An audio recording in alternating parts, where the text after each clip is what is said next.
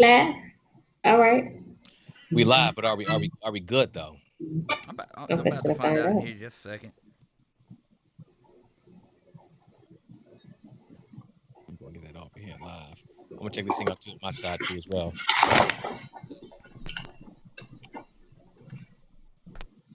I'm gonna keep working.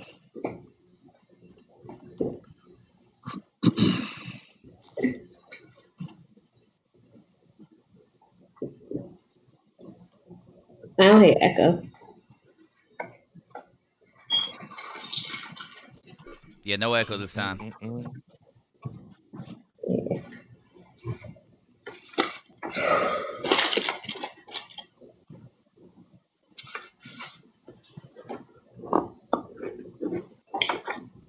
Engineer, we good? Sound clean? Yes, sir. Yes, sir. Ooh.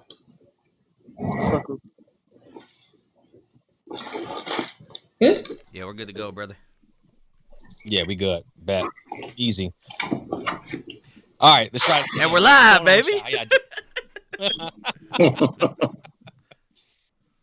Hey, AJ, fantastic work. I appreciate everything you did for us tonight. Get us hosting this thing. Make sure the audio is clean and out there for the people. You know how much I love my good audio. So thank you very much for No that. problems, man. I went to school for it. Hey, Hey, where that degree It's at? coming. Don't worry about that. All right, we rooting for you. Kiana, what's going on with you? Hey now. Hey, nothing much. Nell, what's up? not much, bro. Everything as usual. Walter Rogers is good now. Appreciate you. Thank you very much. We had some technical difficulty. I want to thank everybody for doing this one virtual like we did a lot last year. Next week we'll be back to a regular I was schedule. trying to put that you to use. Was that What'd you say? okay? Never mind. I don't You know. good. All right, just make sure you're there talking to yourself. Just make sure you're okay.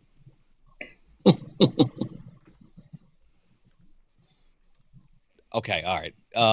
Right. Yeah. So with that being said, with that What the being fuck is said, going on hey, here? hey, I'm back. Missed y'all the past 2 weeks, but I want to thank y'all for holding it down. Shout out to Manny too as well, running everything studio wise for us. Hey, shout out to Manny, man. Oh, yeah. But I got to call out Nell real quick because we got a small Oh problem. my God. So last week on the pod there was a talk about a coup, and you see, I called in.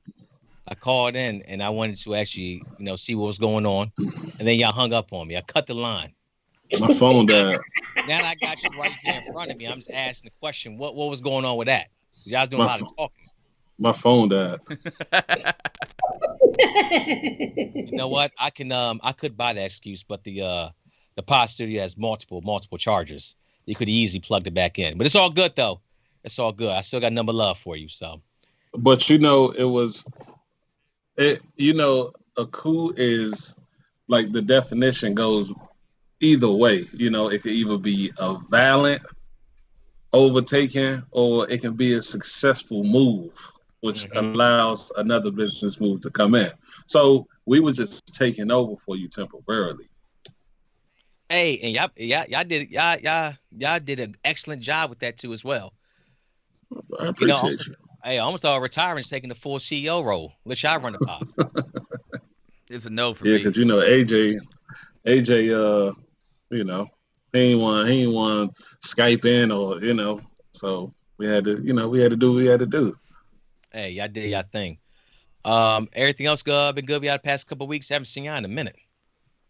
Yeah, we've been Everything good. good. Just getting Kiana this been grind together. Kiana been dealing with me as usual. Okay.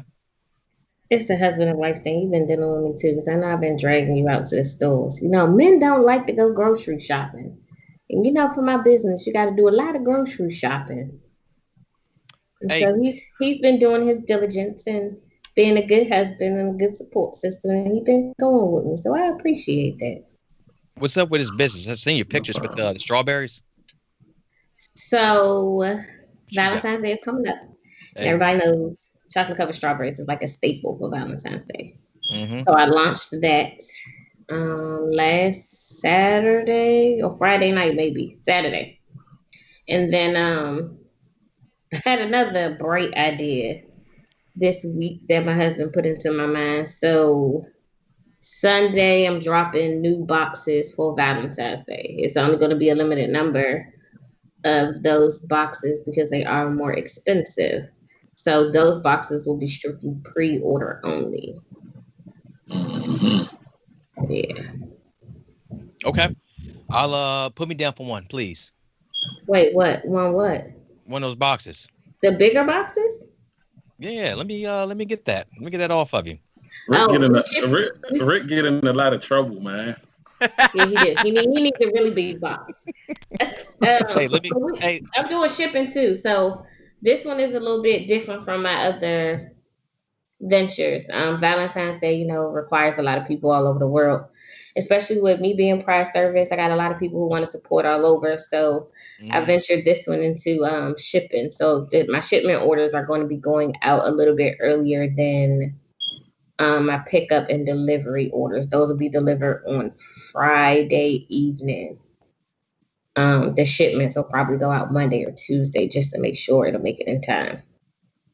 okay. Well, I mean, we live right up the street, so I don't need no shipping and handling. I can just come pick up. Yours will be available for pickup on Friday. No orders are being delivered on Saturday or Sundays, and that's the day most people celebrate Valentine's Day. So I didn't want to be bombarded with orders on Friday or Saturday. So those of you who wanted to place your orders or have already placed your orders, you have to do it by February 5th. Delivery orders by February 5th. Shipment orders by February 5th, excuse me, and delivery orders by the 10th. Okay, how can people reach you at?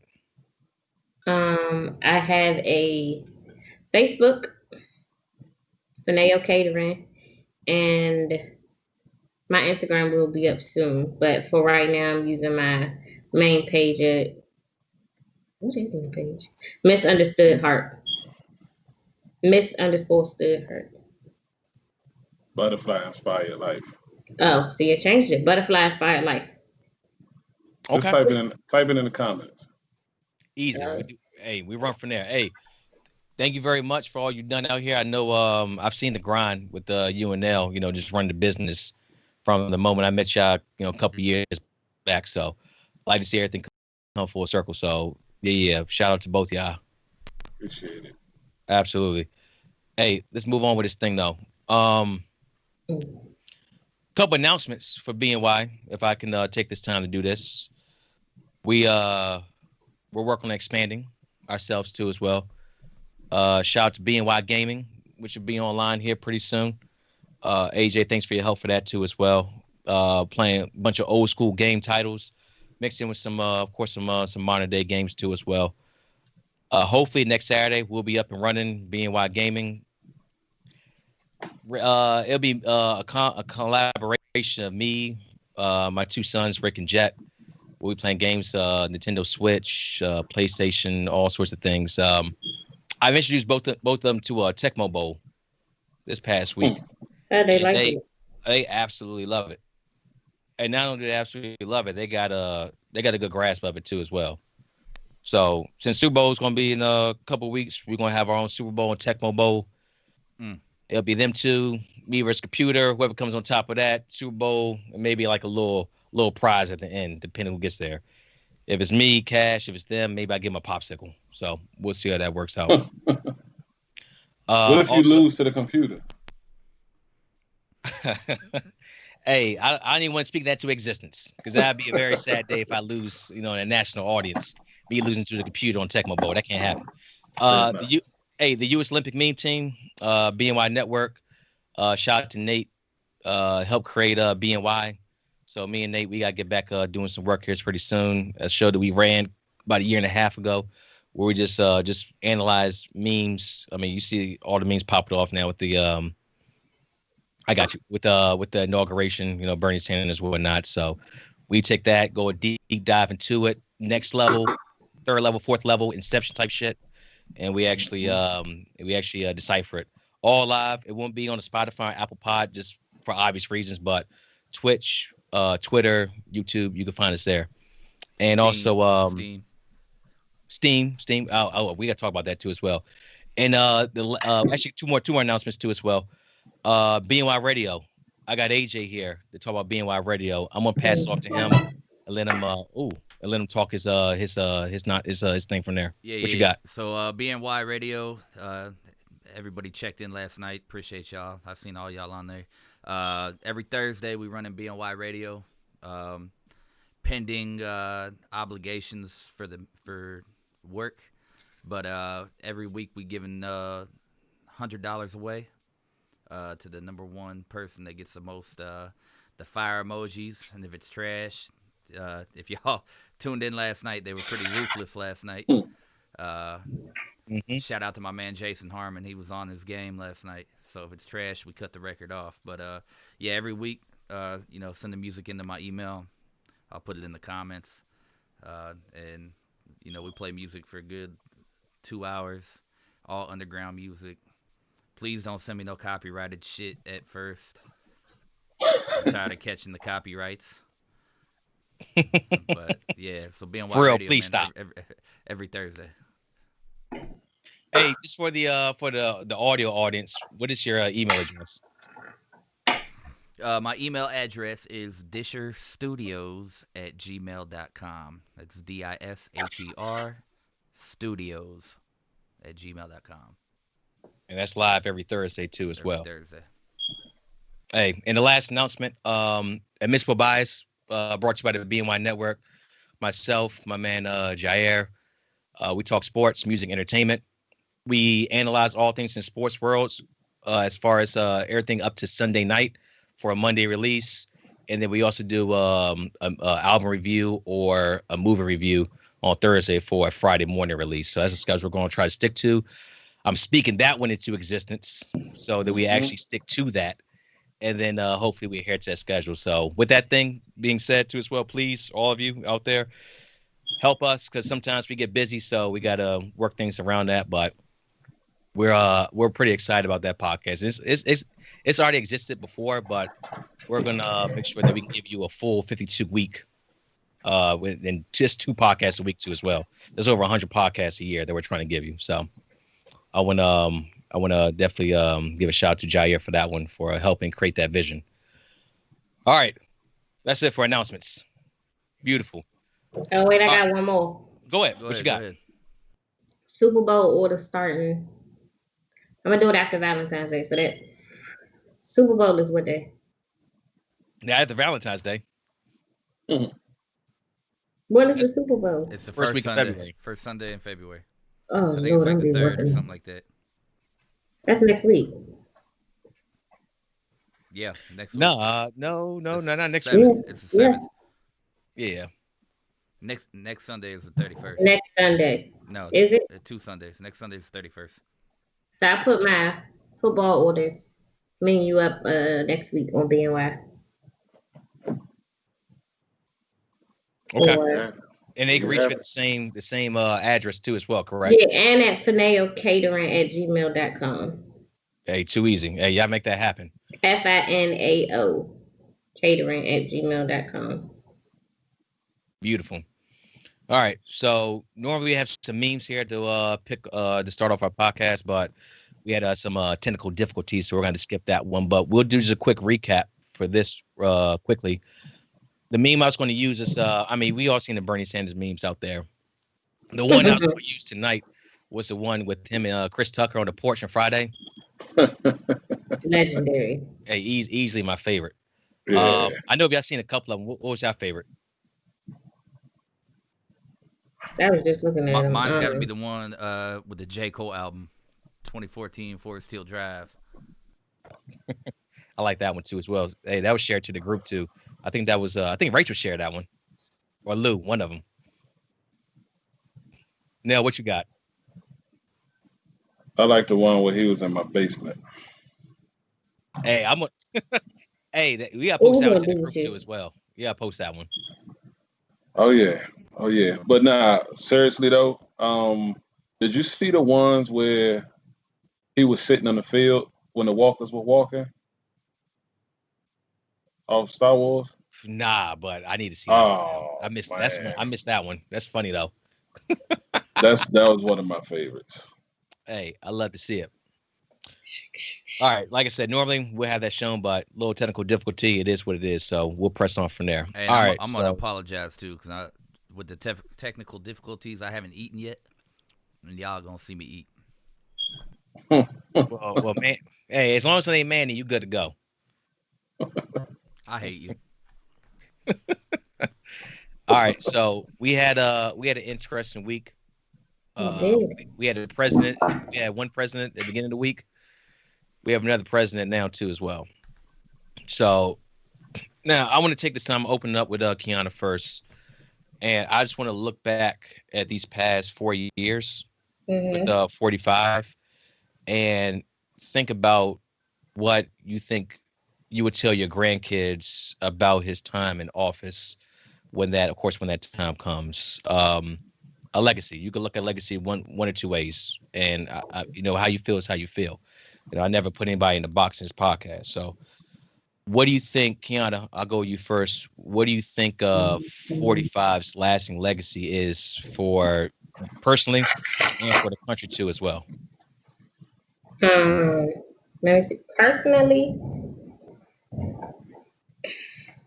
I feel like he created a loophole for people who are hiding in the closets before about their systematic racism, for them to come out and be more open and abrupt about it. So it's one of those things where I talk to my kids about it a lot. Like I talk to Nike about it a lot. When it comes to Karen's and Matthews, I guess that's the male version of it, or Christopher's or whatever they call them. To be mindful of those people. I myself have a lot of Caucasian friends. My very first best friend was Caucasian, and I never knew how bad systematic racism Mine was too. until Trump. And I dealt with a lot of people in the service too. This year has been probably the worst of the four, just because of the election coming. So for myself, when it comes to telling my grandkids about 45, I'm gonna talk bad shit. Like, I'm gonna let them know the real deal and how hard it impacted us financially, spiritually, mentally, emotionally. It was a drain for me. In the last 4 years, I had to sit down and talk to my son about not running. He's a runner. He wanted to go in the service, but it was hard for him to go outside and run. I had to tell him he couldn't stand out front the stores with his friends, even if it was just waiting on them for 1 or 2 minutes after school. He couldn't do that. I had to talk to him about being safe with his friends, even in groups, because at one point it was a situation where police were attacking young Black boys. I had to talk to my son so much about white and Black supremacy in the last 4 years. It's crazy. And then we get down to my daughter asking me questions about how is this man even a president? And he talk about grabbing pussies. He's got so many sexual assault cases pending, sexual harassment cases pending on him, but nothing has happened. How do you explain that to a 14-year-old child? And then let alone have to explain it to my grandchildren. It's one of those things where he corrupted the white people so much. And I'm going to say it because that's how I feel, but it's not just white people. He corrupted so many minds that I believe he created a cult of his own, which is sad. And they actually have an app that's uncensored for white supremacy. Like, his hierarchy is unmatchable. But 46 is going to tear that shit down to the ground. He's not even playing. And that's what I want to see. And that's what we are seeing already. It's only been 2 days, and he didn't overturn so many of um the laws that Trump created. But for my grandkids, this is gonna go down in history like Obama's presidency. Because he could have easily started a civil war. Easily. But the younger generation, my son's generation, are bold enough to speak up about the injustices and aren't about to let things continue on. So that's something I enjoy. And I'm glad I talked to my kids so they can also talk to their grandkids. I mean, their kids, my grandkids, about what happened this past 4 years. Like, it started off horrible. It started off with riots. It started off with protesting. I had to explain to my son and my daughter what the hell a noose was. Like, and 2 years ago, I had to explain to my daughter what a noose was because we showed her an article where in Texas, a young man was hung by a noose in the middle of a field, and they said he committed suicide. Really? Hey, hold on 1 second. Who got Ken on right now? AJ. Goddamn engineers. It be your own people. My microphone is muted. Thank you. Somebody got me on. Somebody got Ken on. Ken, go on. You on the roll. Do your thing. Yeah, but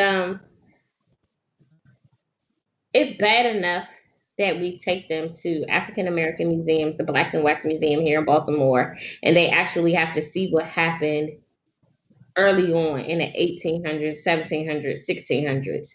But to see lynching still happening in the last 4 years or them being publicized in the last 4 years is horrific to me. It's really horrific. And so that's something that I have to explain to my grandkids. Like, it's still prominent today. Systematic racism will always be an issue because there's not enough people who care enough to stop it. Facts. It's not enough people to care enough to stop it. And in 2020, I'm praying 28, 29, 30. Hell, I'll even go with another. I'm not going to push it that far. 2028, 2029, when I have grandkids, I hope they're as wise as my children are, and understand the life lessons that I will be teaching them as they grow older. What if you have grandkids in 2022? Oh my God. Jesus Christ. Don't beat the fuck up. You go overboard. No, I'm not ready. We had an agreement, okay? Okay. Hey, Nell, hey, Nell, same question. What you got? I'm gonna keep this real short and sweet. So I got the pros about Trump, which everybody's gonna kind of like shy away from, but shut up. He is an awkward guy. He's a weird dude, but as much as we dislike him, he has kind of benefited the United States in some ways. He's brought hundreds of thousands of jobs back. I won't take that away from him. His tax cuts he had in place did boost the wealthy, which a lot of lower class to middle class really didn't like too much. But the wealthy stayed, the more they were able to keep us employed when this pandemic hit. So, I mean, you kind of take it with a grain of salt, but lower class and middle class would have lost a lot of jobs if the wealthy didn't have those tax cuts, because it did boost their income. So, I mean, that was kind of a pro for us. But the cons, and I'm not going to name them all, that I'm feeling, but the pandemic was one of his biggest failures in my eyes. I mean, y'all see the numbers. You know, we got people in a frenzy right now. You know, I can say this jokingly, but unjokingly as well. I mean, I've seen people walking through the stores with their eyes watering. I used to think, man, you know, these people crying and, you know, maybe because it's not how things used to be. People want to talk to others in the grocery stores and they want to be social but a lot of people just trying to hold coughs in, hold sneezes in because of how people gonna look at them if they do the shit. I mean, you know, it's so crazy out here that he took it as a joke, and then not even people of his following, but even people who didn't like him, once they heard he say it was a joke, it was just like, well, you know, if the president's saying it's a joke, then I mean, that shit ain't real. You know, I've seen so many people teasing the fact that this whole corona thing was happening. I mean, it was ridiculous, bruh. I mean, the coronavirus memes were just like the Bernie Sanders memes are right now. I mean, nobody took it serious, but that's because our so-called fearless leader was doing the same thing. So, you know, if a person outside looking in is looking at somebody that's government related, it's just like, all right, well, you know, he the president, or you got government officials saying it's fake. So, you know, if the internet say it, then there you have it. But how that I mean, biggest failure, bro. And this one is a pro and a con, but the whole Capitol Hill thing was, in my eyes, we needed for that to happen. And, you know, not to exclude anybody, but especially for the Black community, we needed what happened at the Capitol to happen, because it was always a plan in place to have ready preparedness for Black Lives Matters or Black Panthers, or when a group of Black people get together to protest. It was always a ready preparedness situation or a program or some type of training tactic that they had in place just in case that happened. So now that this whole U.S. Capitol thing happened, it's just like, all right, now that we've seen the other side of things and how violent, you know, a group of white people can be, now I'm expecting them to have a plan in place as well. And there's a lot of people who will say, nah, they still gonna let them do whatever they want.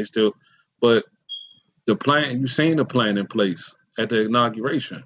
I mean, you've seen the road closings, you've seen the street closings. So now they got a plan. You know, now they got a plan for if they decide to protest. It's not just a plan of action against us no more. So I just felt like they needed to see that. So it was kind of like a good thing that it happened. I mean, and rest in peace to the Capitol Hill police that lost his life. But I mean, we needed that, bro. I mean, it's just, I had to say it. Like, we needed to see it. Like the country needed to see it. That it's not just us that, you know, out here causing a ruckus, or, you know, out here rioting and looting. And I mean, we didn't even take it as far as they did. So I mean, I just feel like that was a good thing for the Black community, because it finally wasn't us. You know what I'm saying? So I mean, I just leave it at that for real. AJ, what you got? Man, I won't even tell my grandkids about 45. That's all I got for Straight them. like that. Hey, Straight like that. Well, Hey. I'll say that history needs to be told regardless. yeah, and that's why I said what I said. It's going to be in the textbooks. Will it though? Yeah, for sure. Yeah, It should. yeah, especially in the economy version of it. I mean, the economy part of it is definitely going to be in the textbook. AJ, that's all you want to say, That's all I got. which is fine. That's okay. That's absolutely fine. What you got, Rick? I'm gonna hide my grandkids from the world and the world from my grandkids. You feel me? Okay, All Rick. right, Drake. That's why I love that woman. All right, so let me see how I could say this with the nature of what I do in a way that I want to say this for right now. That's why I didn't speak on it. But it's always a way you can go about things in a certain light. Of course. So allow me to try to do this. This is what I think. If I'm just as sitting back as an analyst, this is what I think would have happened. If COVID never popped off, I think 45 would still be the president. I think he would have won. I think he would have won in the landslide personally. I think he would have. Just being completely honest with you. Before COVID, I mean, really think about it. To remove a president after one term is a very hard thing to do. I mean, look at Bush. He had the Iraq war popping off, and he still got reelected. It's really, really hard to move somebody. We watched Clinton win two. We watched Obama win two. It's not an easy thing to do. The only time I ever, I didn't really see it, but the first Bush, he lost. And that's because Ross Perot split the vote with the Republican base. And that's how Bill Clinton became president in the first place. So it's extremely hard to remove somebody after one term. I think he would have won. I think a couple things really went sideways for 45 was COVID. Definitely. I mean, that was just a big issue, and the voters that turned out and he spoke. Also, everything's popped off this summer as far as civil and human rights. That just made more people like, I need to make sure that my voice is heard. Then before that, I mean, Nell was right. Was doing pretty fucking fantastic. And that's how most people judge their lives. Like, how's my paycheck looking? And the paycheck's looking great. They're gonna just keep business as usual or business as is. Yeah, it's just what history has showed us. I mean, and Nell said there's some good things too as well. I mean, I always bring up like the HBCUs as far as the funding with that too as well. You know, I like to see things like that. You know, regardless of who does it, I just like to see the good policy enacted. There's some things that also he's done as far as politics in general, which is the reason why he was elected in the first place, was just people just wanted something different than, the normal. I mean, I've seen more politicians curse in the past 3 years than I ever heard in my life. Hello. Which has changed a lot of, and then openly, like in public forums and, town halls. It's changed a few things in that route. So I think that's going to be different going forward. You may get, instead of somebody's like real sharp cut, brown hair looking like this, I got a wife and, family with 3 kids. You may just get, look, I've been divorced a couple of times. I got, this, that, and third going on. That makes you more authentic to just a lot of people's eyes. I mean, there's a lot. I mean, divorce is a thing, more than 50% of Americans go through it. So a lot of people can relate to that. As far as his lasting legacy, though, 2020 is going to tie into everything with him going forward. He was the man on the job for it, just the way Bush was the man on the job for 9/11 and the Iraq War.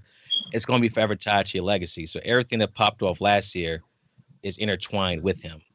So when we ran 2020, you bring up 45, everything with that. Nell brought up the Capitol riot, and I was on the podcast when I talked about it. So that was hard to watch. That was an absolute embarrassment to this nation. Absolute embarrassment. I'm sitting there looking at it like you have American citizens running inside the Capitol building looking for American politicians to, bring vigilante justice to them. Now, I'm all for a certain way of going about things. I believe that you can defeat somebody with your ideas and your words and getting grassroots on your side. BNY Podcast to be the example of that. You don't have to, grab somebody by force like Batman, smack them, breaking their collarbone, and then get what you want. That's not. But this is what they're accustomed to. Yeah, that's not in how we have everything set up. We're supposed to be a civilized society, which is the reason why I felt with 2020 as far as human rights go. Like there's a process for this. Somebody committed a crime, taken to jail. We have rules and laws in place. Our constitution should be upheld. My grandkids, well, I'll tell them exactly what it is, and it's a hard truth, These things happen. This is how he responded to it, and history always has a way of telling the story over time, because over time people get to really sit back and analyze things. Like I could look back at something that happened in 1988, and I could really give a full synopsis on it. It's somebody living in that moment when so many emotions are caught up. Then of course, people pass away, the new generations come on, and they get to see things like myself, look back at the civil rights era. I'm like, God damn. Yeah, I really went through a whole lot of shit. Yeah. But for them, that was every single day. They knew. So when it comes to my grandkids, look back like, wow, you actually lived through that shit. And I'm like, yeah. And this is what it was like. And it was like this, and this happened here. So it's up to us to keep in mind that what we actually are going through right now, as far as the change that, one, the name of this podcast is Flowing the Gas, because now it's not the time to relax.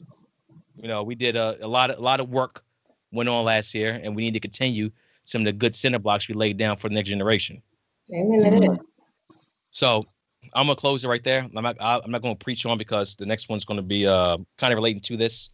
Does anybody? Hey, Rick, I'm gonna let you tell my grandkids everything. Right, they related. Shit. Hey, they. Tell Uncle Rick. Ask Uncle Rick. Ask Great Uncle Rick. Hey, with that being said, though, let's. Does anyone have anything else to add to that before we move on with that one? Okay. 46 is now in office. We got a brand new president. We have a brand new president. I'm going to open up to all things with that too as well. I'll frame it as such as this: the inauguration. What you think with everything? Me personally, I always like watching inauguration. I think it's just an interesting part in American history to sit there and actually see a president replaced with another one, or a new person coming in with the election process going on. I just find it to be extremely interesting to see how that whole thing plays out. What do you think about that? Everything went with that too as well. And what's your hopes for the next 4 years with 46? Kiana, we'll go with you again. Ladies first always, right? Yes, ma'am. So I'm gonna start off with Joe Biden, right? President. Then I'm gonna go to Kamala Harris. Respectfully, I admire Joe Biden. Period. It's been publicized a lot more lately than it was last year, but this is his third time running for presidency, and he won. That says two important things about our president. One, he's willing to fight for what he believes in. Two, failure was not an option for him. And if you've been following on BNY Podcast, that is the staple to our LLC, non-LNI's LLC. Failure is not an option. With that being said, Joe Biden's campaign was changing the world to make it unified. He's proven that with his cabinet members. He's proven that by taking Kamala Harris onto being his second in command.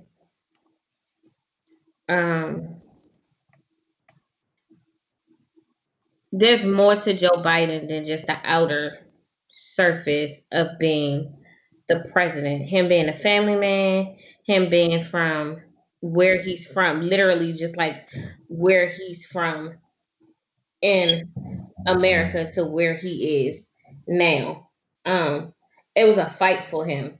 And for him,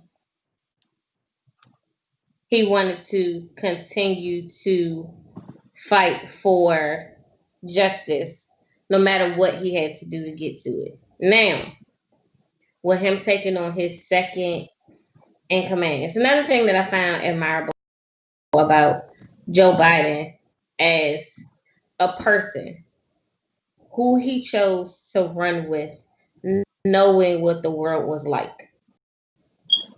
He chose to have a minority as a running mate, opposed to having somebody of his race running beside him. When he ran with President Obama, he knew he was an African American president. When he ran with Kamala, he knew she was African American and of Asian descent. I appreciate that because he knew that their vote mattered. So that's who he ran with. Now, with that being said, he chose somebody who a lot of people didn't agree with, right? This is another reason why I love Joe Biden being the president. With all of her faults and the views that people have about this woman, he still chose to choose her as his running mate. If you look at her, you can see that she is Black through and through. Everything about her speaks powerful Black woman. Everything about her is powerful Black woman. Everything about her is embracing who she is as a Black woman. So I'm pretty sure they are going to butt heads during this presidency because of the way she feels and the way he feels. So I feel like he chose somebody on his campaign that is going to not just go along with what he says, but somebody who wants better, like he wants better, but can have a difference of opinion, and they have to come to a meeting of the minds together. I think that's important. You guys seeing two different perspectives of the world and coming together, one with a common goal, and two, putting your two thoughts together to make it better for the world and not just Black people and not just white people, or I would say minorities because she's not just African American, making it better for minorities and white people together. I think that's important for what we have going on in the world today. Now, on to Kamala Harris. Bro, you can't get no blacker than her when you want to get in the presidency, just like you couldn't get no blacker than Obama. Howard University grad, pledged the first female sorority, African American female sorority, AKA, and the support she had from just females in general. And it wasn't just males, I mean, females and males, some African American males, because some still fought her for what she did in her past. But if we stop judging people on their past and judge them on who they are now, we will be a lot better in life. A lot of people make mistakes in their past because they try to follow the status quo. exactly. She doesn't want to follow the status quo anymore. She followed that to get ahead because that's what she was told she had to do in order to be where she is. Sometimes you gotta fight fire with fire, and now she fighting fire and she a goddamn volcano tearing shit down.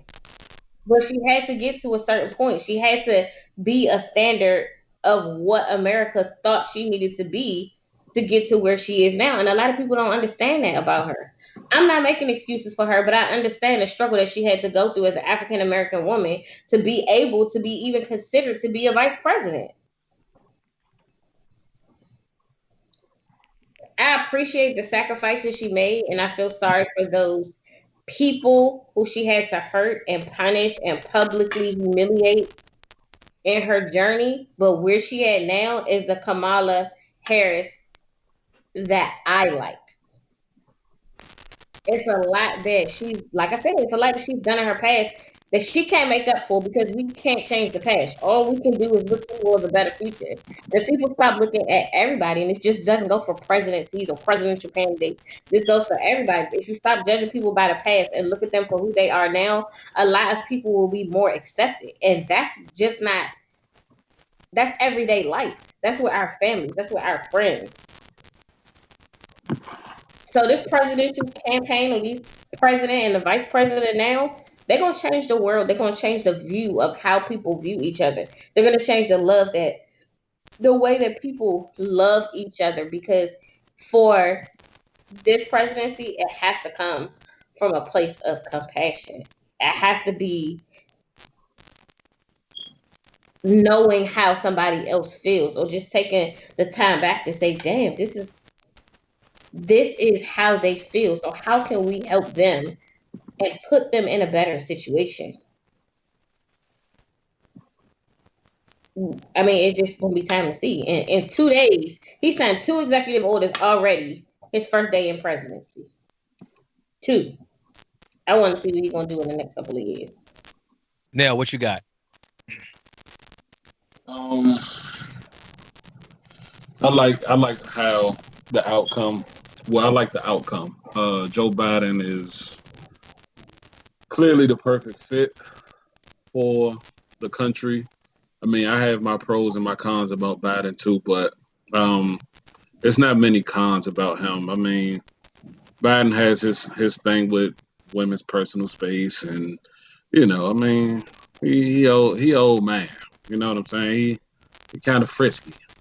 Not as frisky as Trump, but Hey, I was just about to say that. What about Trump? he like what he like. You know what I'm saying? But I like Joe. The only thing I really wish he would have changed as far as the economy and how things are going as far as jobs was the fact that he tried to raise minimum wage to $15 per hour, which is a great thing for people just coming out of high school getting jobs, younger people getting jobs. But the thing about that was he did it at a time where a lot of businesses were struggling. So it was kind of like a reverse type thing. So with that being said, I just think that it's going to kill a lot of jobs in these upcoming years. But a lot of pros to Joe Biden. I mean, he's free trade. You know what I'm saying? Like he's trying. I know he's going to undo a lot of former President Trump's trade tariffs. So, I mean, I guess that's going to be favorable to the free trade world, and his immigration laws are a little less strict. So, it's a lot of people trying to get over into the country to pursue dreams and business opportunities, and I just feel like they're going to have a better chance at that now. And Vice President Harris, of course, she's had her downfalls in her past, but I like that he went with her and it's not just because she's black. That's a great thing. But Harris is just, man, she is a powerful woman, bro. And to the people who don't really pay attention to her, who's just looking at her color, I mean, her verbal skills, her adversarial skills, and the fact that she's bringing in like that lawyerly flair to the vice presidency, because she served 6 years as California's attorney general and, district attorney in San Francisco. I mean, she has a lot of background as far as when women are trying to get their rights across, or when women try to open up businesses, or when women facing an unfair trial. I just feel like she's going to be way better at looking into those things too. And you always got to look out for the women, man. So I'm glad he picked her. And plus, her debate skills, and I think that's another reason why Biden picked her, because her debating skills are on 1,000, bro.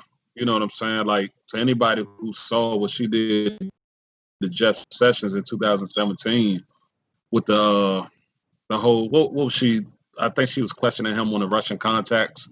And I mean, he admitted, like, her question made him nervous.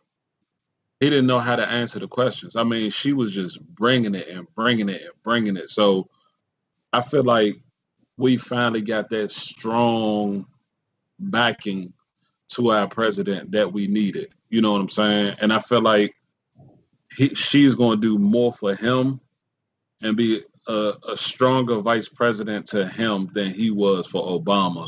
And I'm saying that respectfully. So it's just, I'm glad he picked her. You know what I'm saying? Like she's a great fit for a vice president, and plus she's a black woman. So, Facts. but yeah, that's just my standpoint on both of them. I mean, I love the outcome, man. I'm satisfied. I'm a satisfied taxpayer.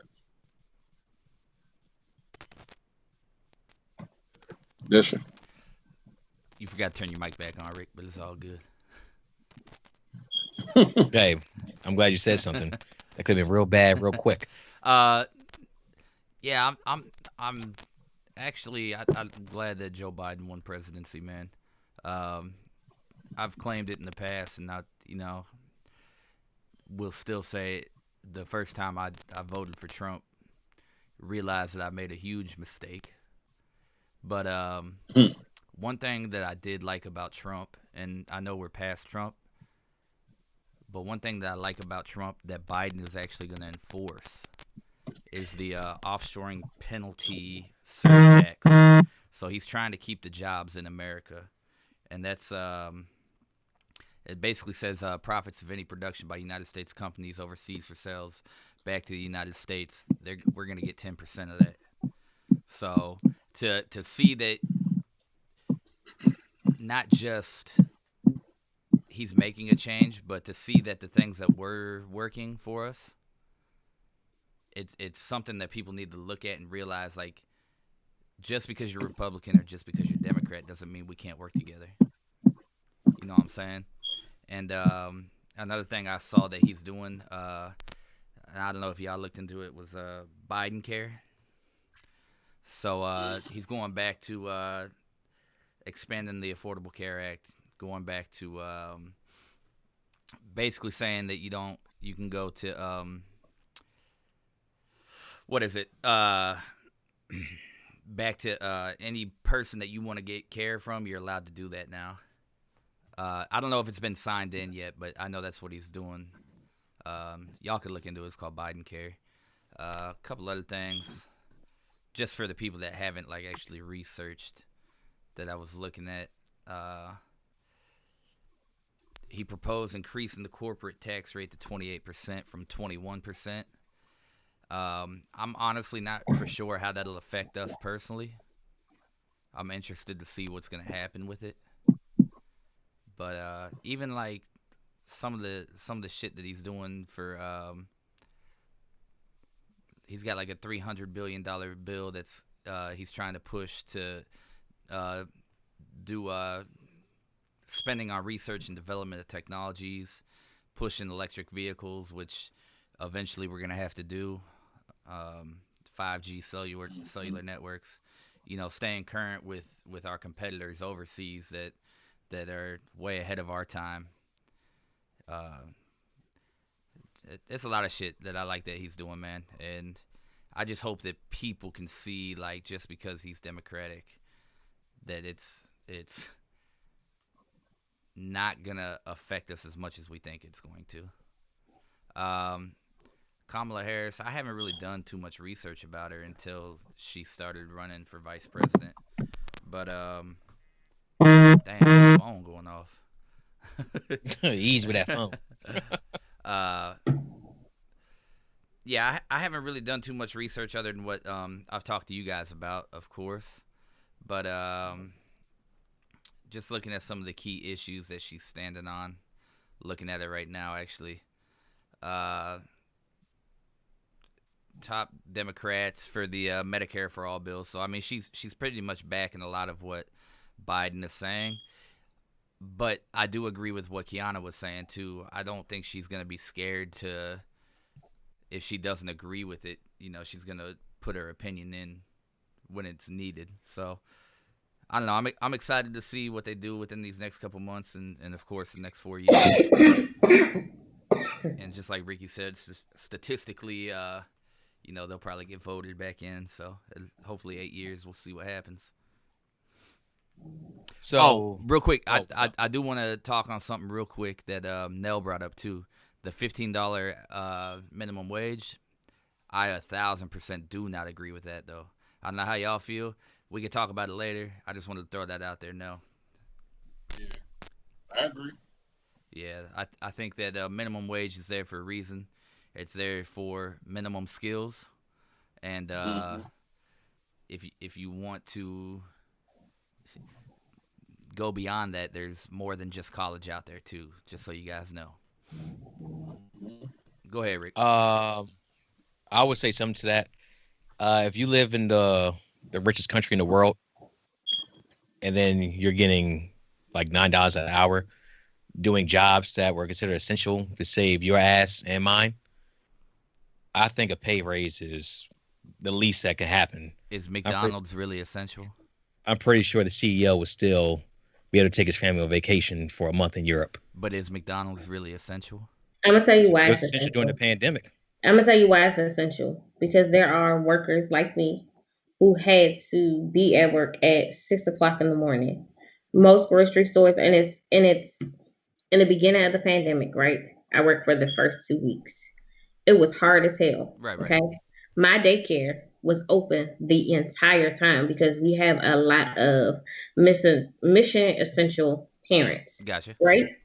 We were one of the few daycares in that area in general that was open at the beginning of the pandemic for the first, I'm gonna say for the first 6 months. So from March until September, we were open. Okay.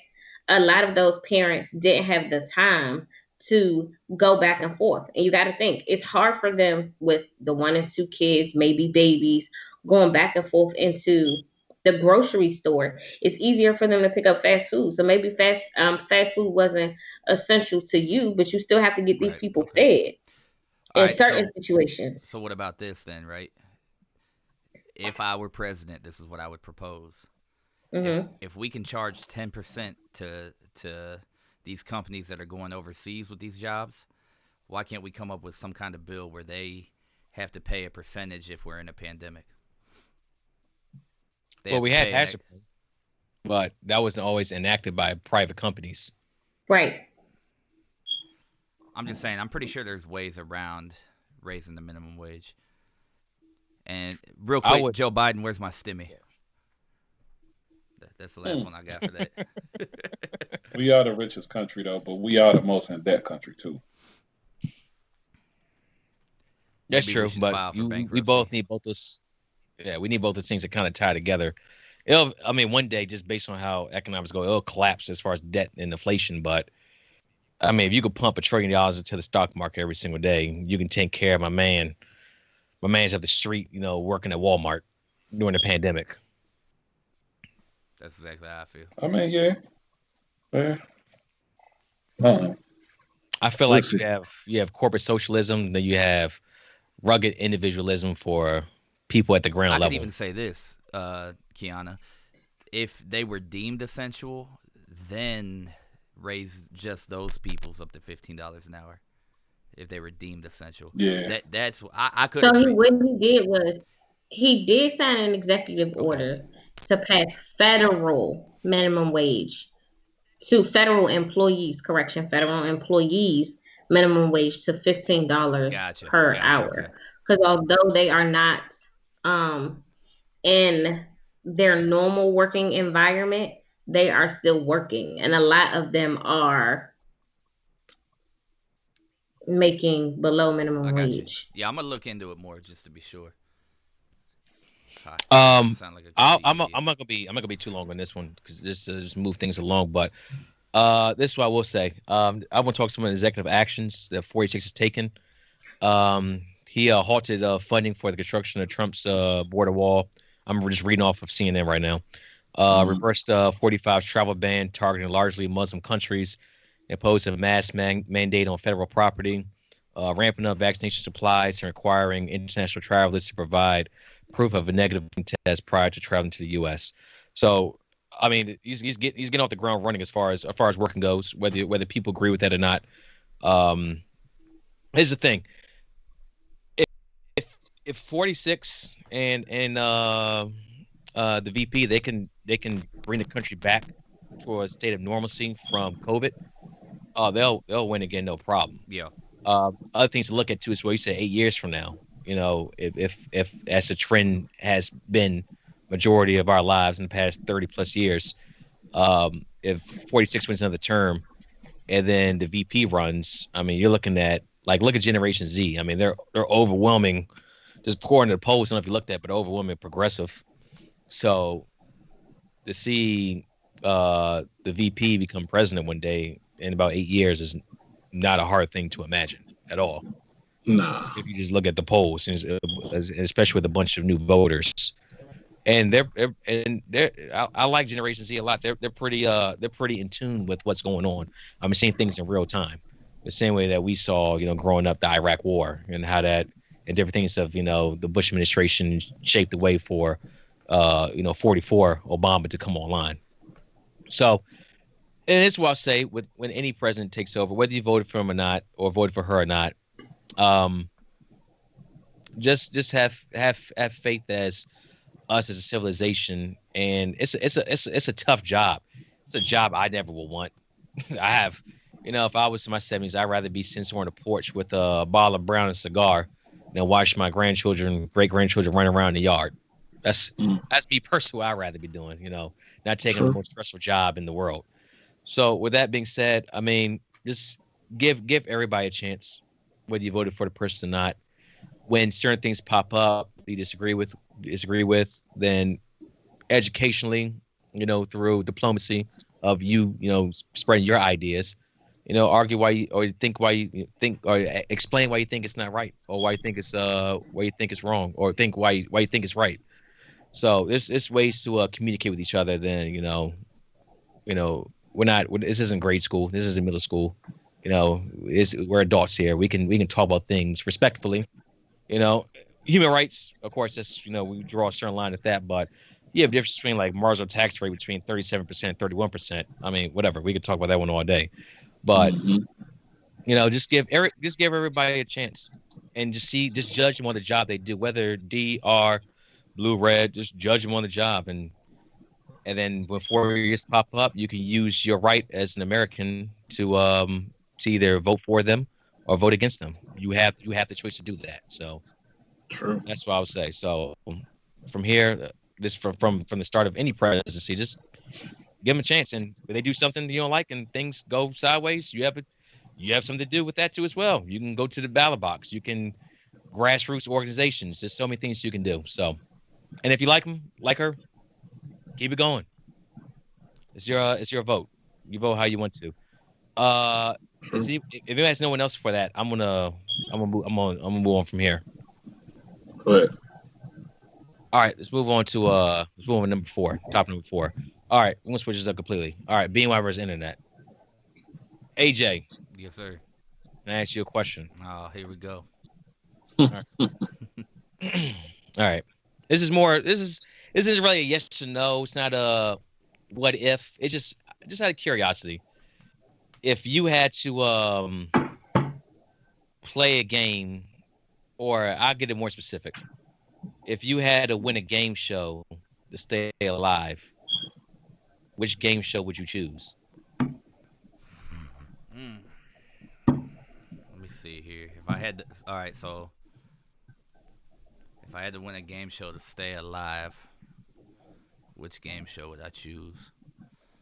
Um, good question. that is a good question. Um,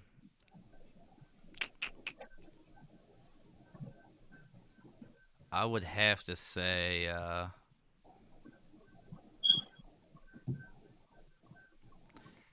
I feel like is the Price is Right one? Does that count as a game show? That absolutely Yeah, it's a counts. game Yeah, show. yeah, To stay alive, yeah. or that's it. You ain't going to Rikers for 10. This ain't last time, baby. As if Okay.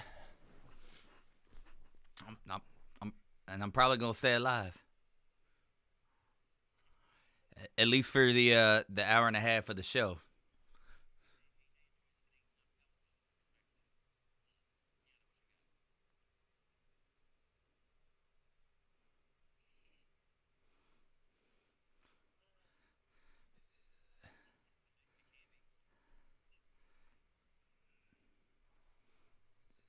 She gonna say Hollywood Square.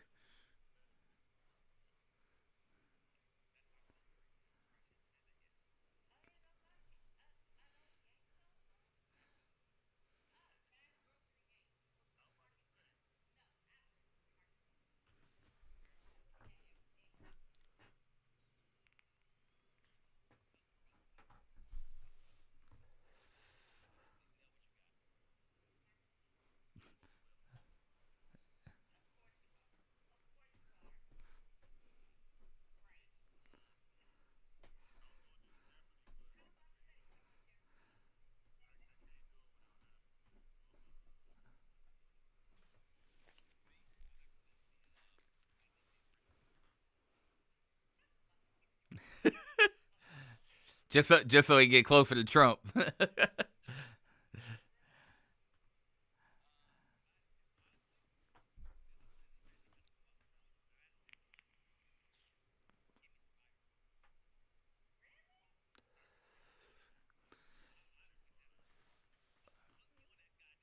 Or Naked and Afraid. That's what he wants to be on.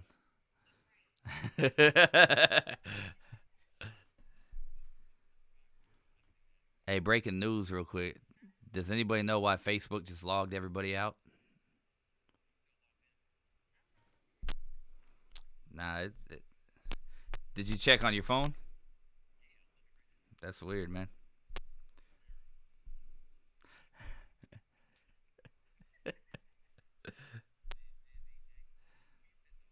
I don't know. It's probably because I'm Caucasian.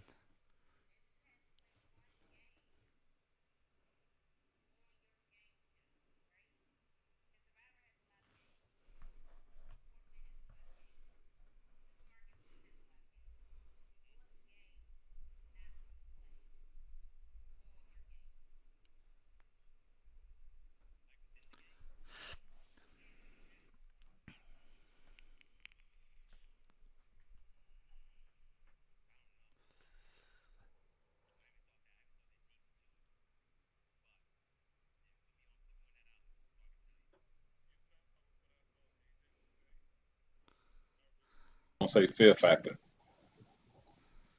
Yeah. Nah, I got to challenge myself a little bit. You know what I'm saying? Man, you trying to stay alive. You worry about a challenge. Got to make sure I better myself each time. If I go on Fear Factor, I'm winning that shit easily. Right. Well, AJ wants to gamble with his life while he gambles with the game too as well. We're learning more about you every single day, baby. Man, y'all know I gamble with life in general. All right, True we're gonna that. move on from that one. We ain't gonna Darnell said true that. we ain't gonna touch no more on that. All right, number 5. Kyrie Irving. So Trash. we've all seen the news. Kyrie Irving, Nets, left the team, doing his own thing, came back, playing basketball again. But let's go a little bit deeper than that. There's a mental health aspect here, and here at BNY, we like to highlight. That's one of the things we love to highlight. Just to there's a lot of things that people go through. Myself, I've had certain issues in the past that I've been able to talk with people about and able to overcome that, which I'm not ashamed to admit. And hopefully I can do the same thing to enlighten someone else to share their story, to get over their personal demons. Right. Kyrie Irving, what was it, about a week and a half, 2 weeks ago? He just left the Brooklyn Nets, completely left them. Didn't tell anyone anything. They know where he was at. Then a couple days later, I actually got in contact with him. And they had internal conversations with themselves. And Kyrie had a press conference this week where he said he just really needed time off. Mhm. And there's a lot of people that said that, I understand that mental health, I get it, get yourself well. Other people are like, well, this man's a professional. You should at least tell somebody you're playing, you're employed by a multi-billion-dollar industry. You can't just walk away when you want to walk away. Keon, I already gave you the first two. I'm an equal opportunity employer here. I'm gonna go with Nell on this one. Nell, as a basketball fan and well versed with this particular topic, what do you think about the Kyrie Irving situation?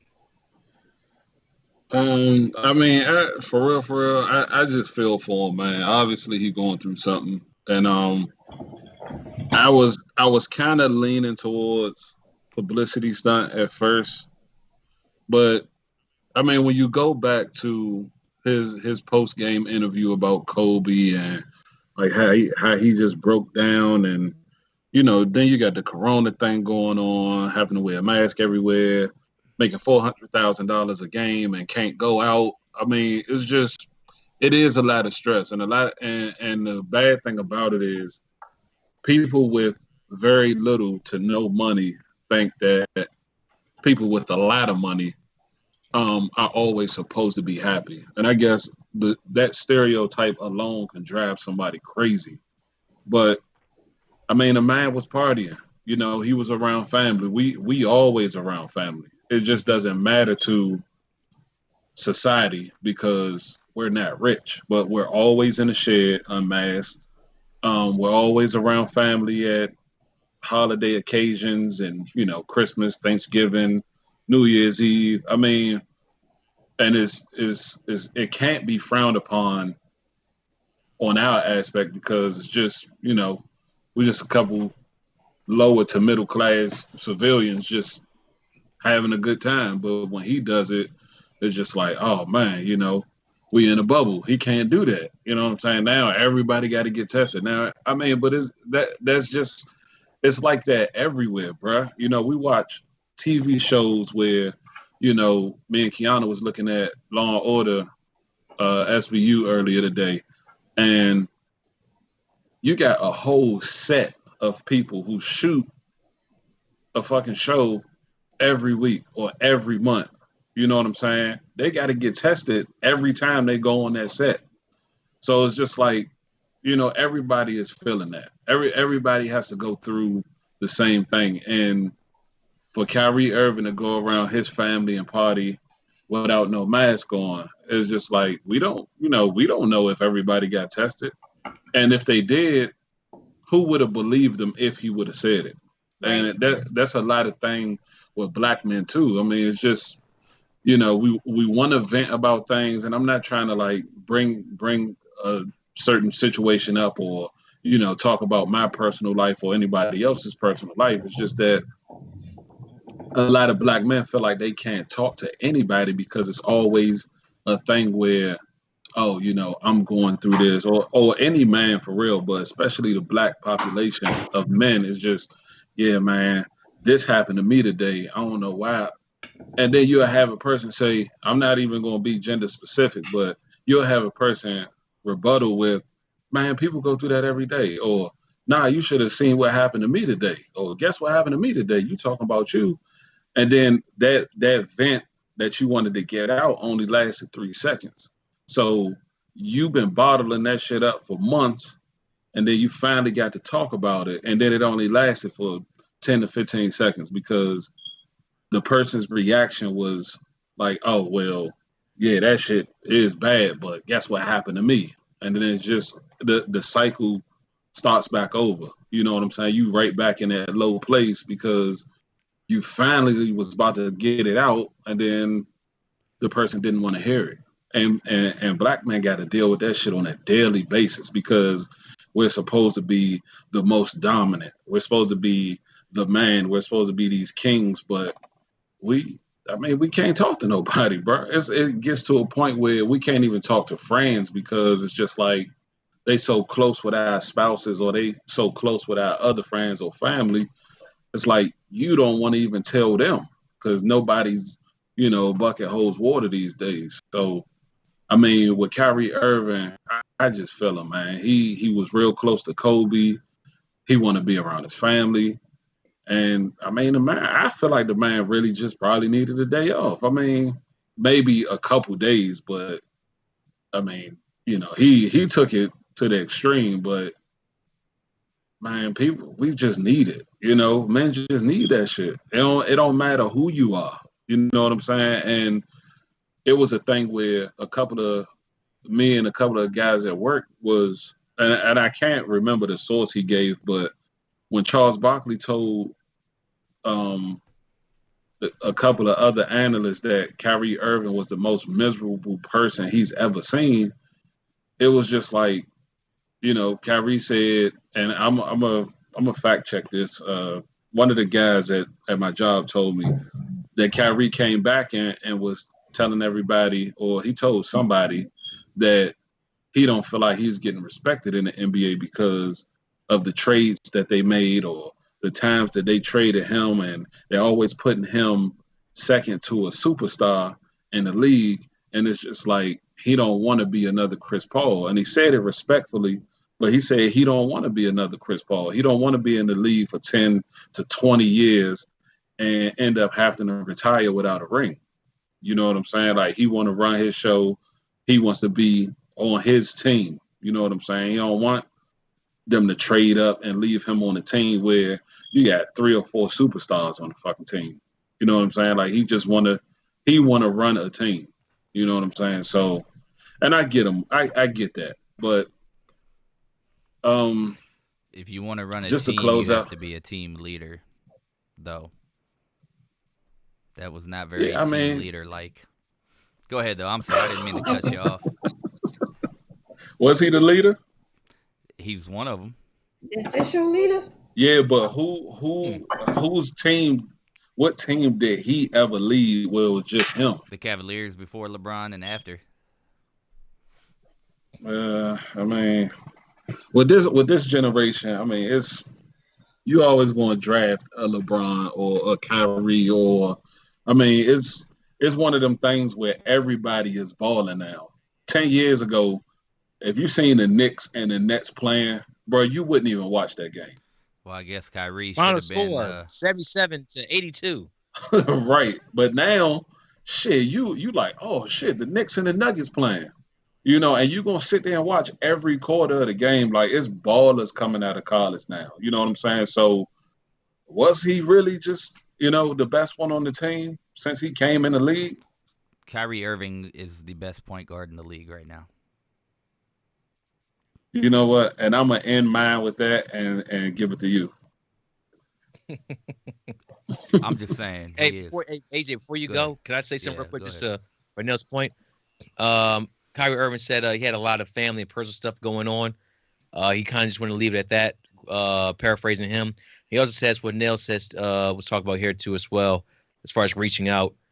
He says that Kyrie Irving said that in the Instagram post, "I'm human, no different than you. I am healing." So cool. Take it. I agree with that though. AJ, what you got? Well, I think I'm just, for my job, I'm just gonna disappear for a couple days. Yeah, but don't compare your job What's to the difference? Because these guys are in the spotlight. What, your job is different? I'm not in the spotlight. Than the NBA? Hell yeah, it's way different, dude. Are you serious? Yeah, your job is absolutely fucking different I from the signed NBA. a contract as well. No, this is way in the perspective as it when you signed your contract, I signed to only make $50,000 a year, and he signed to make fucking millions. The fuck you mean? You signed. He No. made contracts. He made $400,000 per game, bro. It's months where they play 3 times in 1 month. And I get like, yeah, we all need a break, but there isn't like some kind of protocol where he could have been. And I'm pretty sure players have done it in the past. Hey, I need some time off. Is there any way, something that I could do? You know what I'm saying? Like, you wasn't going to get paid for the games if you didn't check out. The whole second. You said 2 different things there. So go ahead. Let's clear that out. Hold a second. The first thing you said was, I signed a contract with my job. I couldn't do that. But first of all, you're very replaceable with your job. Let's just be straight honest. Definitely. Kyrie Irving is at the tip of his spear in his profession. Well, according to Darnell, all these ballers coming out of college could replace him pretty easily. There's a tier. According to 10 years ago, it's one thing as you compared it to. As far as now, there's one Kyrie Irving. You just called him the best point guard in the league. Your own word. If you're the best point guard in the game, you shouldn't be acting like that. You can't just disappear. Now, but he's human. I'm not disagreeing with the fact that he's human. Just disappear. You should at least send a text Let like, him "Hey, know. I can't make it today." You are right about that. Like, I did say them BNY too as well. You should let somebody know. Hey. So listen.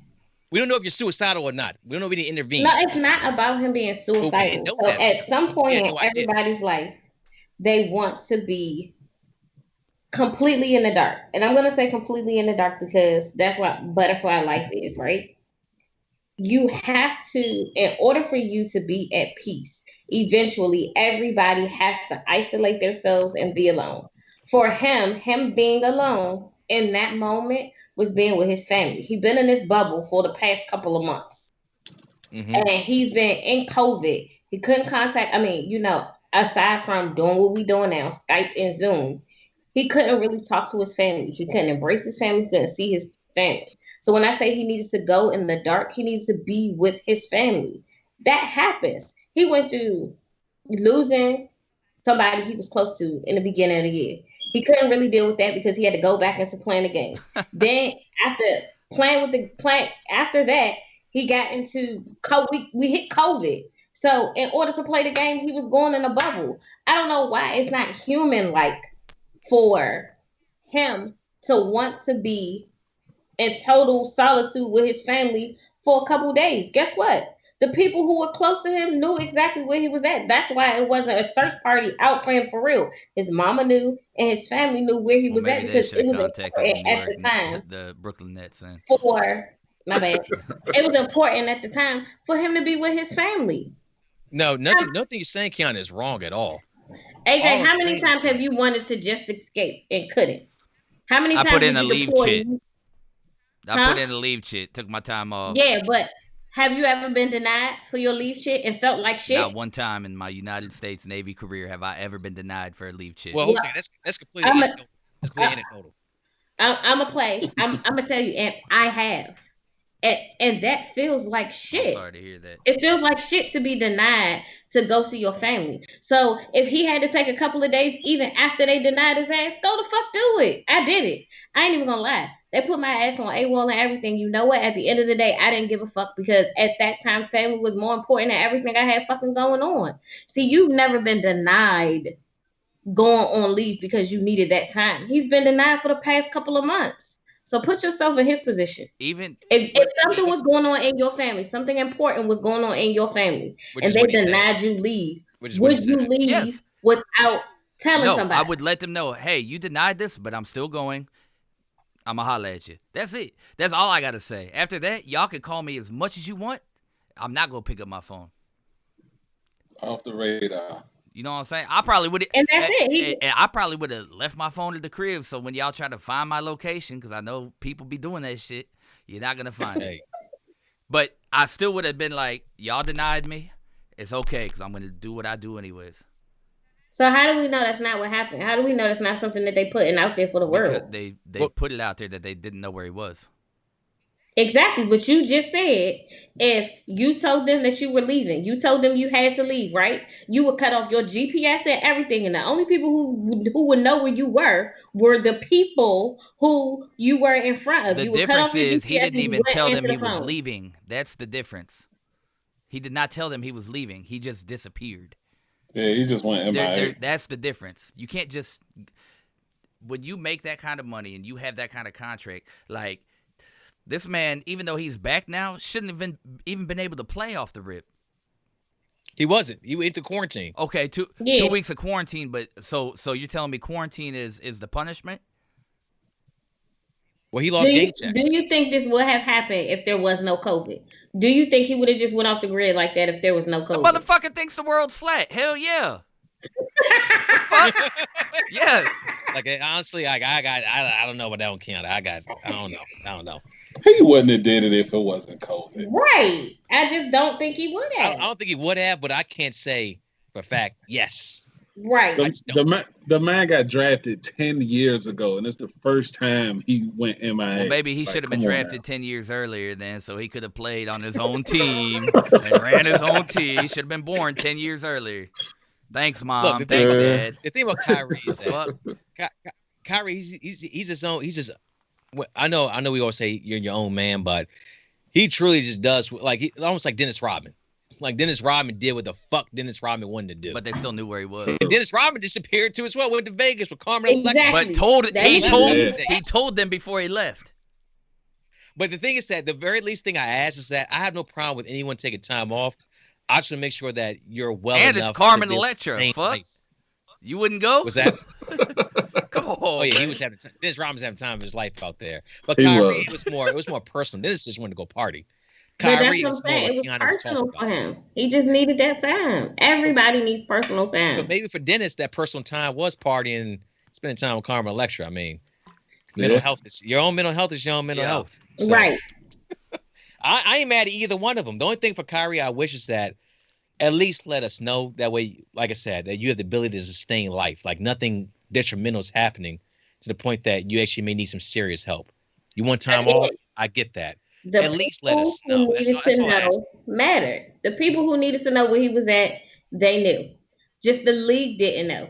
He needed that time off to breathe from the league. He dealt with he really didn't deal with Kobe. Mhm. Then COVID hit right after that. They playing game after game after game. They go in a bubble. He, like I said, he can't have no contact with. Man, I wish the fuck.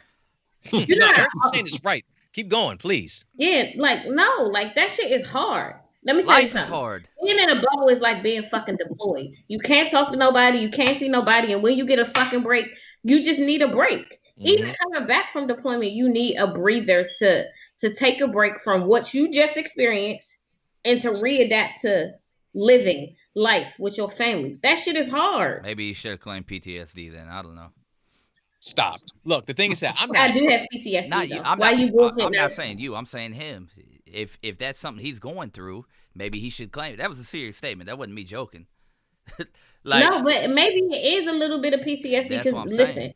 everybody knows in the league that certain people were close to Kobe and they grieved, right?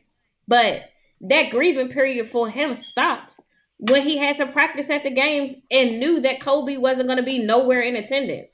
Like people grieve their parents for years. This nigga hasn't even really had time to grieve this nigga. Facts.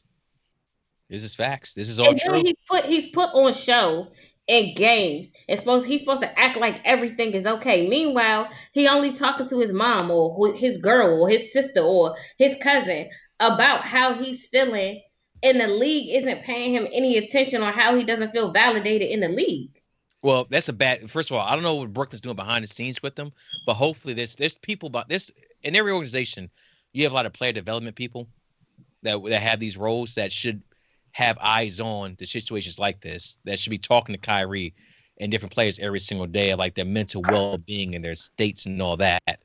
So and also listen to you talk. It's almost like why is Brooklyn? They're around Kyrie every single day, and they're surprised this happened. Right. Are they really shocked this happened? Be looking outside, it's like, how the hell this happened? But you're there every single day. And this man you didn't see any kind of signs beforehand, any kind of intervention that was needed to be. Kyrie obviously isn't he's not very stable right now, which is why he's left without saying anything. Now, personal response is that, at least I asked, is that Kyrie would say something. But at the same time, I'm not mad at Kyrie for saying nothing. Right. I would like him to say something, but if he didn't and he's okay, I mean, it's scary to see. Like, of course, he has friends in the organization, and one day Kyrie doesn't show up, and next day he doesn't show up, and next day he doesn't show up. We're like, we have no idea where the hell he's at. Of course you get worried. And the crazy thing, Yeah, of course you get I bet worried. in the next couple of days, it comes out that he had told somebody and they just held water. And if he did do that, and then that's what I'm saying. that's all He told somebody in that whole goddamn organization knew where he was going. Even if it was just one person, somebody knew where he was at. It's nobody on this God-given earth that's just gonna leave and not tell no goddamn body. I just don't believe that. Oh, You're absolutely. gonna tell one person, and that one person might keep it to themselves because you asked them to keep it to themselves. Hey, But Rick. everybody needs a break. What's up, Nell? So let me ask you a question. What's up? So as far as the NBA standpoint, what the NBA's take on this this disappearance, do you think they are more worried about why he did it, or you know what I'm saying, what's going on with him mentally, or do you think they're more worried about Money that they lost. this causing a trend in the This NBA? is a trend. Absolutely trend. They don't give a damn. Honestly, at the end of the day, why Kyrie left or not. They just know that he's not here playing games. NBA it's a business. Do you think it's going to become a trend? It can be. It can. I Absolutely. hope not. I hope not. I mean, I would. I mean, as a fan, of course not. I don't want to see Bradley Beal like, hey, I'm out for 3 weeks. Of course, I don't want to see that, because I'm a fan of the team. But if he needs 3 weeks to be away, I mean, it is what it is. I mean, we watched him last year. The NBA players, they said, hey, we're not playing the game. We're not playing the playoffs until we get shit right up in Milwaukee. We need to have conversation with the right people. And I 100% supported that. There's a lot of people that are mad at that. Like, this isn't the way to go. You shouldn't cancel games for that. But we all knew where they were at. They just weren't playing. Well, that's the difference. And that's a little bit different too as well. But it's some differences. It's differences. You're right about that. But I mean, we've seen it before. And if it happens again, they're humans. They're human beings. They're not just out there for entertainment, for show. Then they go away in a cage. Then they come back out for us to watch. Make us happy for 2.5 hours and they go away again. They have kids. They have wives. They have family, mothers, fathers, all that. So, I mean, they're human beings, and they're dealing with they have more restrictions than we do. Like Nell said, we can get together, have a podcast. Imagine Kyrie was sitting on our couch right now. We're all together. We should have capitalized on that. Fuck. Hey, they would tear him up left and right. I mean, he got on a Zoom call. He's showing up in his pocket. Everything's going on right now. Why are you around people? He got on a Zoom on call. Camera. We should have zoomed him in the podcast. I'm gonna reach out to him right now. Hey, he knows how to call him up. He knows how to work Zoom. So yeah, hey, if you make that happen, please do. But seriously though, I mean, they're human beings. They're all human beings. So how humans react to trauma, like Kiana eloquently stated throughout this whole 2020, and him and Kobe real cool. One of Kobe's last games going to alive with his daughter Gigi, both of them rest in peace, was at a Brooklyn Nets game. Exactly. Playing against the Hawks, and Kobe sitting there explaining the game to her because him and Kyrie were that tight. So, I mean, even though he was there to see Trae Young. I mean, yes. Kyrie and Trae, they were both them. All right. So before go ahead. Yeah. So I mean, they're human beings. So of course, the fan of me doesn't want to be a trend, but the human me is like, do what you got to, homie. Take care of yourself first and foremost. Exactly. It can always be worse. It can always be worse if you don't take care of it. Yeah. So before we switch subjects, you brought up Bradley Beal. I mean, I'm just saying. I heard from a very reliable source. That blasphemy now be had on this podcast, AJ. I heard from a very reliable source that the next upcoming trade deadline can involve JaVale McGee. Him, two other people, and Cat coming to the Wizards. Probably Anthony Edwards, Cat, and maybe a couple draft picks. I don't know, but I don't want to see Bradley leave. But it's one of them things where you want to see Karl Anthony Towns in a Wizards jersey. I just want to see the Wizards win. Why can't I just get that? Can I just get that? Just win. Just win, baby, win. Where you think we would be? Where you think we'd be at? Damn. Yeah, I'm gonna take my 2 weeks if it happens. Yeah, go ahead. I might have to. Where you think we'd be at right now if we would have went through with that Hassan Whiteside trade? Hassan Whiteside provides defense and an interior presence in the paint. He's not ever. He's from all reports. He's not that great in the locker room though. Exactly. He's not that great in the locker room, so I don't know if I want him around. I like having Westbrook on his team. He's definitely been a mentor to a lot of guys in this league. Mm-hmm. Oladipo is one for sure. Yeah, well, Russell Westbrook. I mean, we only went 0-4 his first 4 games with us. Let's move on to the next topic, man. You want to break my heart? You're gonna break my heart on BNY Podcast tonight. My bad. Go ahead. It's all good, man. God damn. Now, all right. The show must go on. Got to be a professional, right, AJ? Oh, I've always been a professional. a professional dickhead. I'm gonna sign a contract for that. Where do I sign? We gonna work it out after the podcast. So we gonna get you a contract. We gonna get you that deal, baby. One way or another. Hey, one of my favorite shows is Black Mirror. I talk about all the time. Me and Nate has discussed the show in depth many times off air. So whenever things from the show pops up in real life, when life imitates art, it's only right that we bring it up here on BNY. Mhm. So I came across this article today. I was just looking for it, just looking for different news articles, whatnot. And I saw that Microsoft was coming up with a new patent to turn deceased people into a AI chat box. Now, this is from an episode of Black Mirror in season 2, called "Be Right Back." Haley Atwell was in it too as well. Haley Atwell, MCU, Agent Carter, Peggy, Captain America movies, same actress. So basically, what the article says here is that they'll take a deceased person's personal information, as far as their images, social media posts, any type of other personal information they have too as well. This right here stuck out to me. Their voice data. Okay, their voice data, which I find to be very interesting on social media. Somebody's recording your conversations. I mean, we're doing this by choice, so it's a little bit easier for us, I guess, if this were to take place.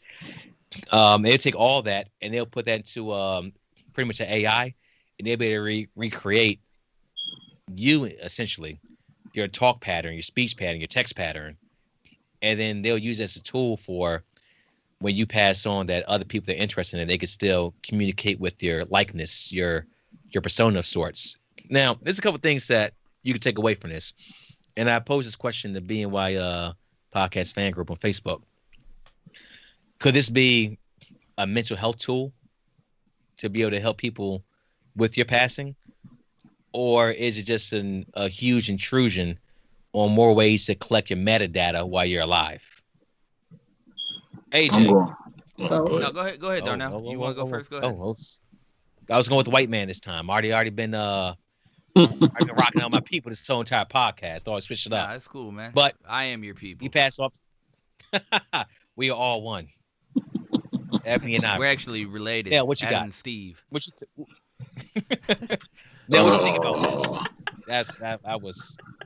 I can't. I don't like it. Just to be honest, I don't like it. You don't? I think they just reinventing the Ouija board. I mean, it's just it's kind of a. You don't like it? You got a Ouija board in your basement? I was looking at it as I made that comment, but I think this is kind of a technological version of the Lazarus effect. You know what I'm saying? I think it can go wrong in many, many ways, bruh. For now, I'm going to stick with my terms, the pros and the cons. Now, as far as the pros, a person who absolutely cannot live without their significant other. Let's just say a spouse. I've seen military women, especially, take throws and blankets and all that stuff to graveyards and watch TV shows at the gravesite of their fallen loved one. And, and I know that it's real hard to get past stuff like that. And thank God I've never had to go through anything like that. God forbid I do. But I think it's just one of them things where it's a tool that allow people of that caliber who just absolutely can't live without their significant other to just use this as a platform to, have, and the text patterns, as you said, the voice data. I mean, I feel like that's all good and well. You know what I'm saying? They'll be able to talk to them as if they were here. They'll be able to still text them. But then the cons outweigh the pros on this one for me, because I can just see one of them laying up right now, texting their significant other, and then you have a hacker saying, well, yeah, babe, just talking to them as if they were really their significant other, and they're using this as an idea for, yeah, just meet me here. Or, you know what I'm saying? Like, it sounds crazy, but a hacker can do a lot of things. You know what I'm saying? It's really messed up, but they take advantage of the gullible ones. And it could be one of them points where it's just like, all right, Microsoft decided to stop this conversation before another $500 a month.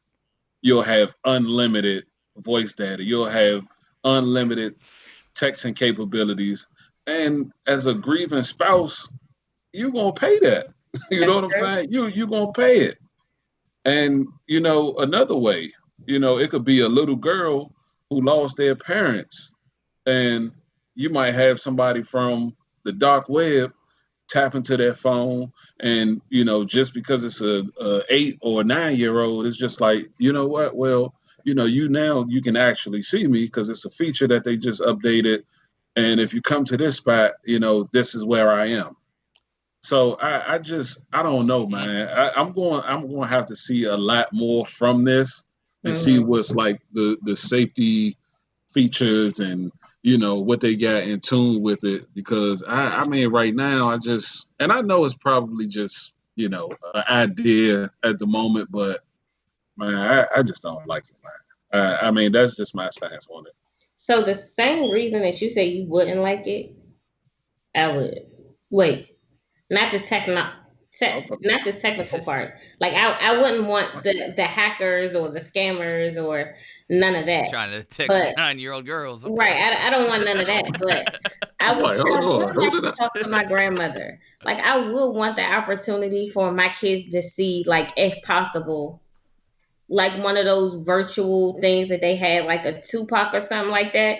Oh, So the she can, Hologram hologram. so Coachella. yeah, Yeah. so my kids can actually see like what my grandmothers were like to actually hear their voices. Because my kids were very young when my son was the only one born when my paternal grandmother passed away. He was the only great grandchild born, and my daughter was very young when my maternal grandmother passed away. So in that sense, I would want to fill that void so that like you said, there's some people who passed away while they were in the service. Some of them Hmm. didn't even get to meet their kids. So for people like that, this technology will allow them to see their parents in true form. And I think that would be a blessing. But the part that you said would be a curse. And that does suck because A you gift and a have to weigh curse. both the pros and the Hmm. cons when you get it. I mean, when this does come out. So yeah, it's a gift and a curse because it's a gift because you actually get to hear and remember parents and grandparents or aunts and uncles or whatever family member it is, or even if it's a close friend. Like I had a really close friend that passed away on deployment. To hear his voice and to hear his laugh again will be a blessing because I miss it. Every year going to Vegas, I dread because that was someplace we were supposed to go together. So imagine if there's an app out here where we can actually do this together and I won't feel any regret behind going somewhere like that. Like that would be the blessing. But the curse would be, hey, is this somebody hacking me? Are we actually doing this together? It's one of those gifts and those curses. Like I hate the fact that it would be a curse, but it would. But it gives some type of closure to those who didn't get to say goodbye. Maybe they're not going to use the app forever, but maybe they'll get that chance to say goodbye that they never got before. So let me ask you this question, and it's going. I'm taking a way darker turn, Oh God. but what if? So I mean, you've read the Bible, and AJ, I don't mean to get too religious, but No, you um, good, bro. in order for you to believe in good, you have to believe in evil. Right? So what if this is like a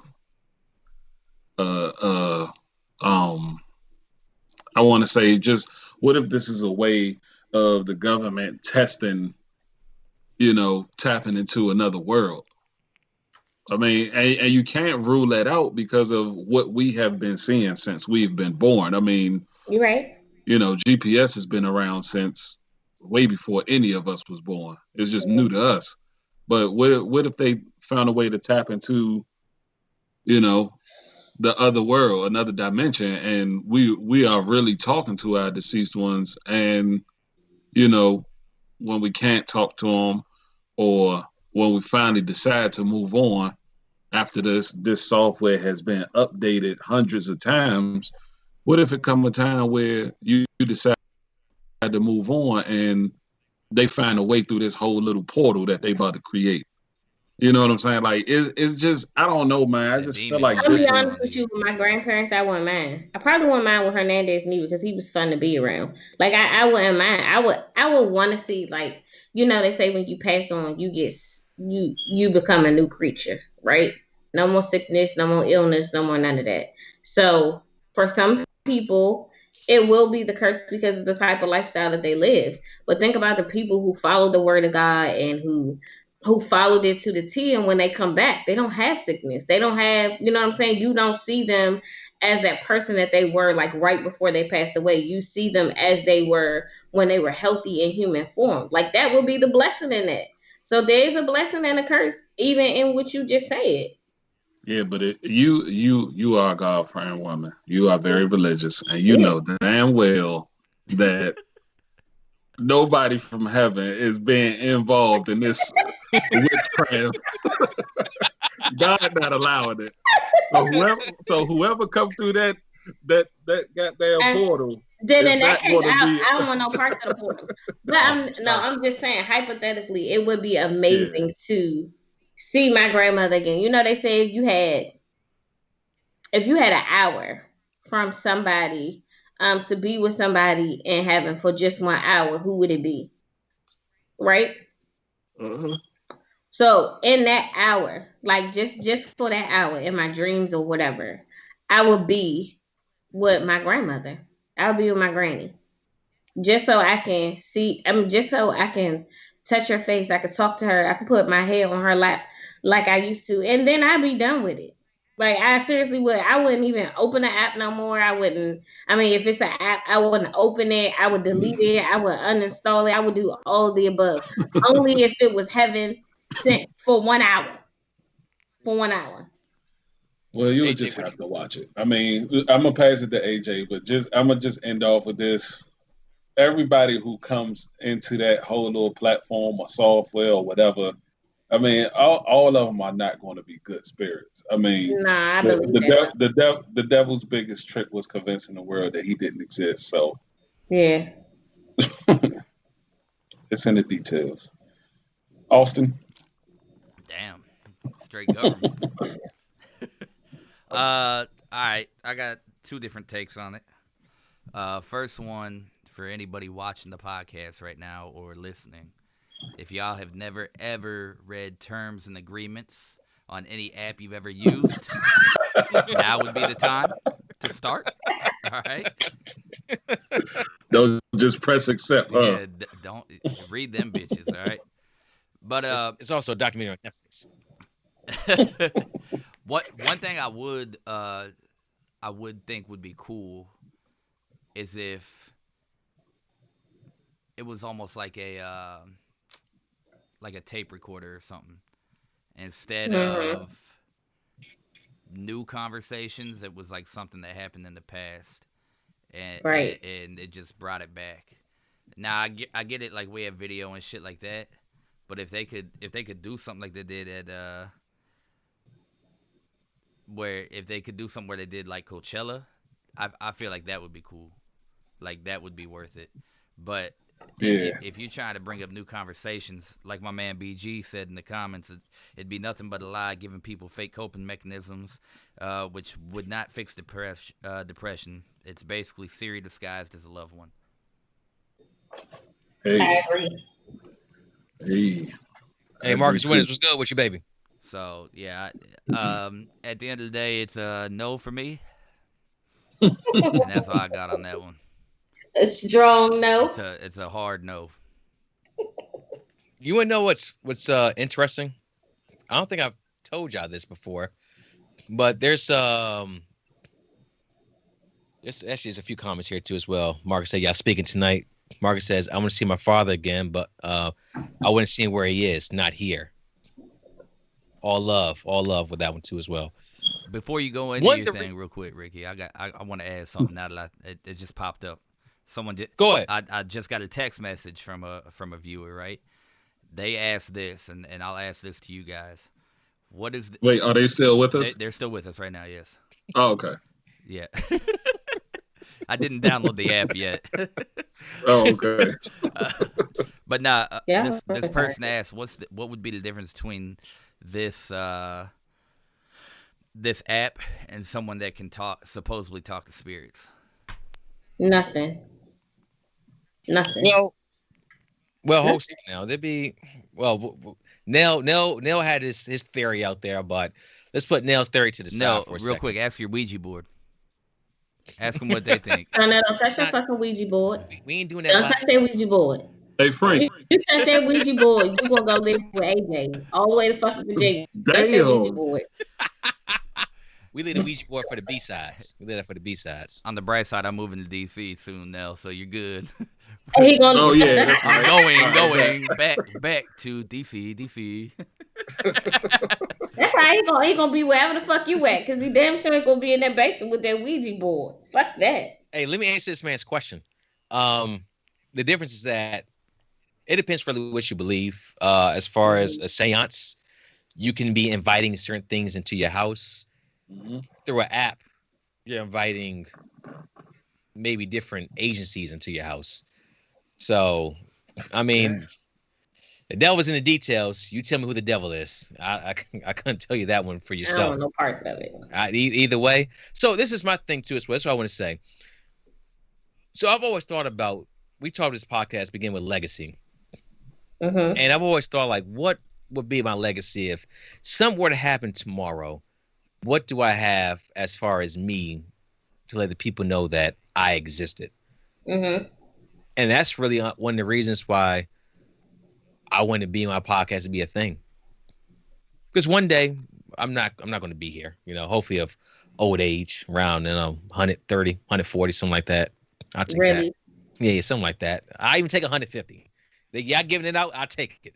But regardless of the fact though, is that one day my grandkids gonna have grandkids, and I want to be able to look back at, hey, what was great daddy like, and they can turn on this podcast and they can see it for themselves. Therefore, they don't need this goddamn app. Now, Exactly. And all of us here too as well, same thing. But that's not everybody does podcasts or recording audio, whatnot. I get that. A coping mechanism, I understand that. Like, you have like a sudden loss and you had no point of closure. I understand that. Or maybe you just wanted to send a message or hear a voice. Like, you have people that had their spouses pass away and they say their voicemail, and they'll just play it back just to hear their voice again. It's no different than this too as well. The only problem with that is that it's actually not a bad technology. Like the Black Mirror episode or Black Mirror in general, it's the misuse of the technology that bad things can happen from. Right. You have someone collecting on all your metadata to create this app. And the article goes on saying that you alive can help create yourself, your AI. But how much information you're giving the AI while you're alive? It's a question. Hey, shout out to the NSA for cracking the code yet again. Right. And once again, it's not like, hey, give me your social and give me your bank your bank account a password. Like AJ said, I need to apply for that PPP, baby. Hey, facts. It's not things like that. It's in your face. It's always something more subtle, like, hey, help create this AI for when you pass away. Your loved ones can still hear your voice. Now we're gonna need this information from you to make this happen, and you willingly get it. Sound kind of like. This thing is super dangerous, and it shouldn't exist. It's good to have. It's good things that happen with it, but we're dealing with humans here, and humans always find a way to fuck it up. So I don't recommend it. I don't think it should exist. Maybe Kyrie it's going to happen. Kobe. Stop. Absolutely stop. I'm not going to accept that from you. I ain't going to delete that. We're going to let that live on. Hell nah, dude. Absolutely not. And we getting close to the day too as well. Nah, we ain't doing that one. We ain't doing that. We are getting close to the day. We are getting close to the day.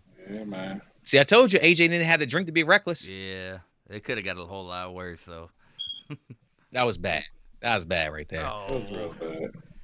That was bad. God damn it, AJ. I'm sure but yeah, I don't like it. Social media is that enough audio.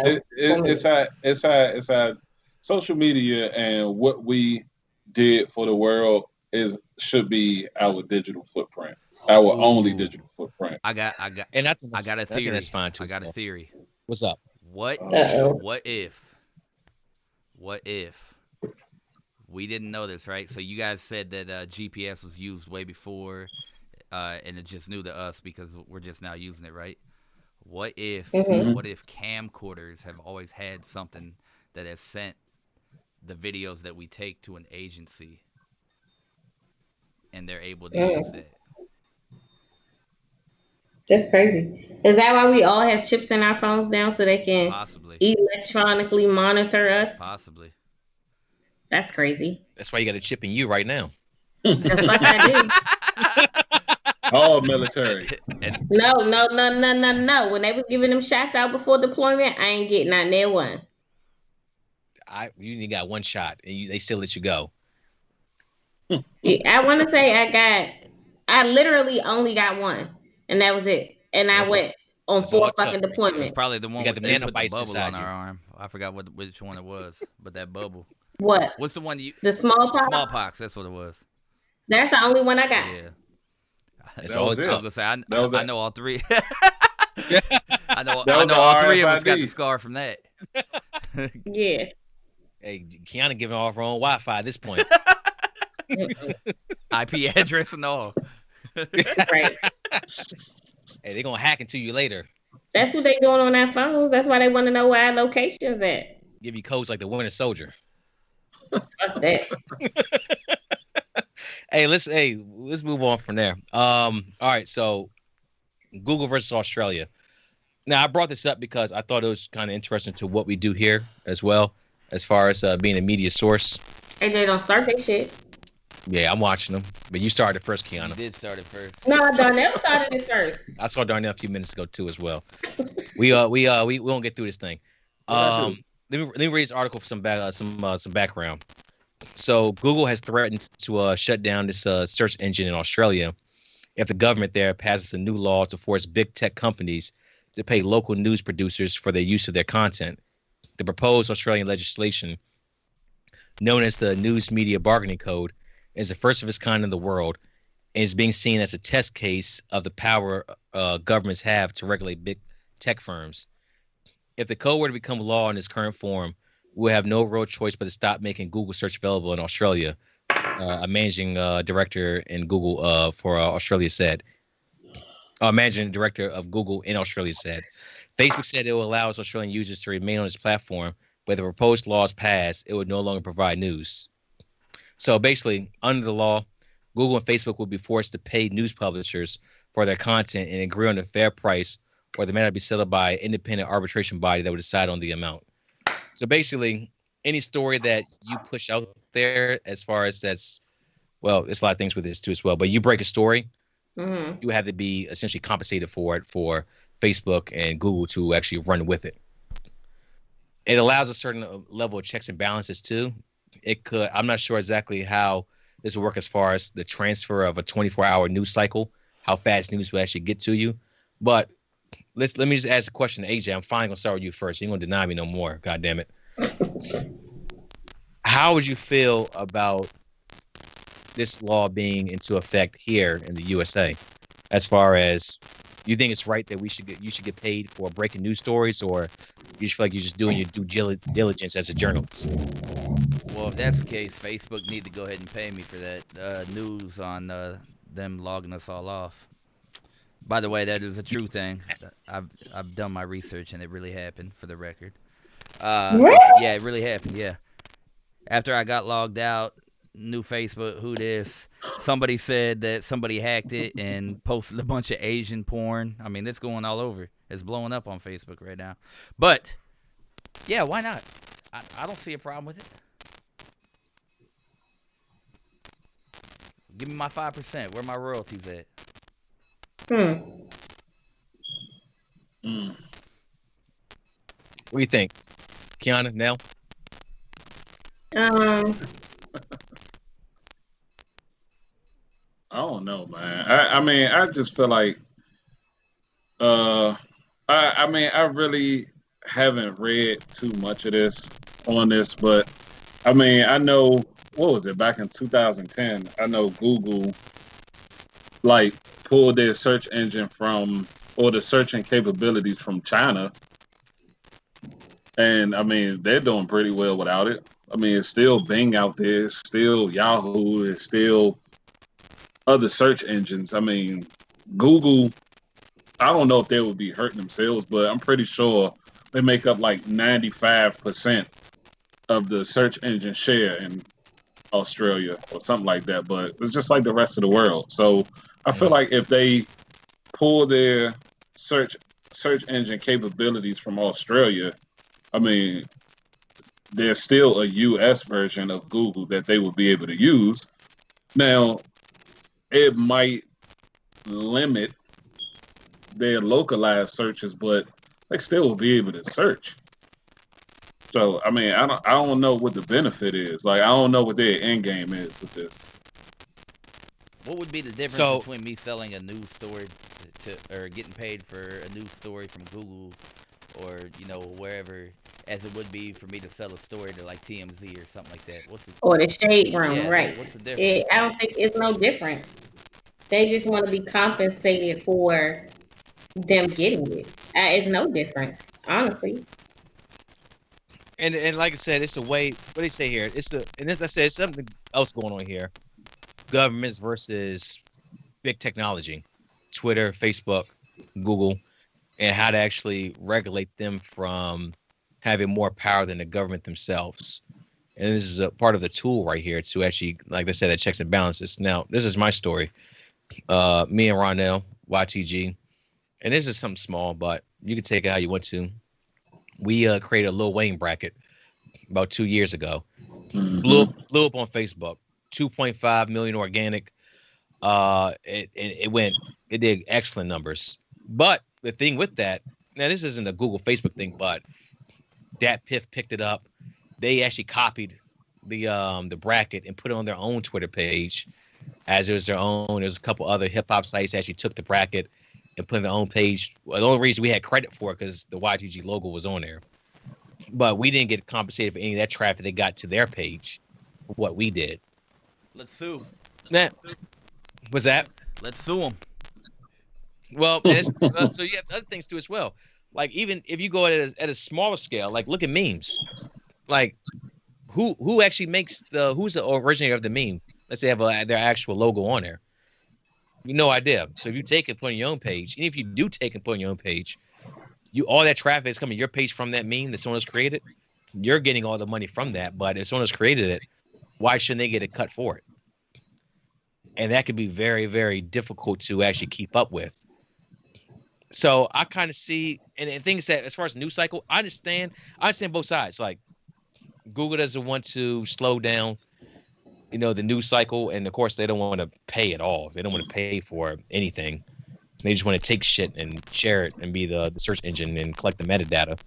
And small organizations like even us are like, hey, we're over here, doing the legwork of the story. We're contributing to what you're, getting all your traffic for. Give us money. I wonder if there's a way that you could copyright certain shit. Not to cut you off, my bad, bro. No, you good. I wonder if there's a way, like, like with music, right? Your music can get stolen if it's not copyrighted. I wonder if there's like certain ways that you go about that, and we just don't know about it yet. To be able to get compensated, like maybe that's the issue that we're not seeing, like the fact that it wasn't done in a legal procedure or a proper procedure. That's why they don't want to pay out. Well, I guess it's all part of terms and conditions, right? Mm-hmm. Should have read them. As soon as you agree to this. Hey. So I mean, it's a lot more with this, but we ain't gonna talk this too long, but I just want to throw it out there. Like there's something going on here between big tech and government. There's a new war of sorts that's being fought, and it's not with guns and fists. It's through bills and finances. So we'll watch to see how this thing goes out, because this could have somewhat of an effect on future businesses for the BNY brand too as well. Even AJ down there with Disher. I mean, you don't know how this can work out as far as Google, using what you have for their traffic data. So I don't know. Anybody else got anything else to add to that?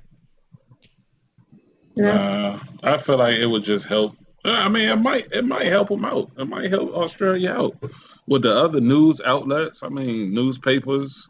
Yeah, ABC News down there. I mean, Yep. it would benefit. It would benefit the News Corp down there. I don't know how much it would benefit like the people who just Google shit every fucking day. Google just convenient. Yeah. When the last time you been on Ask Jeeves? Who? Jeeves even used Google. Exactly. When we was asking him, he was asking Google. All right.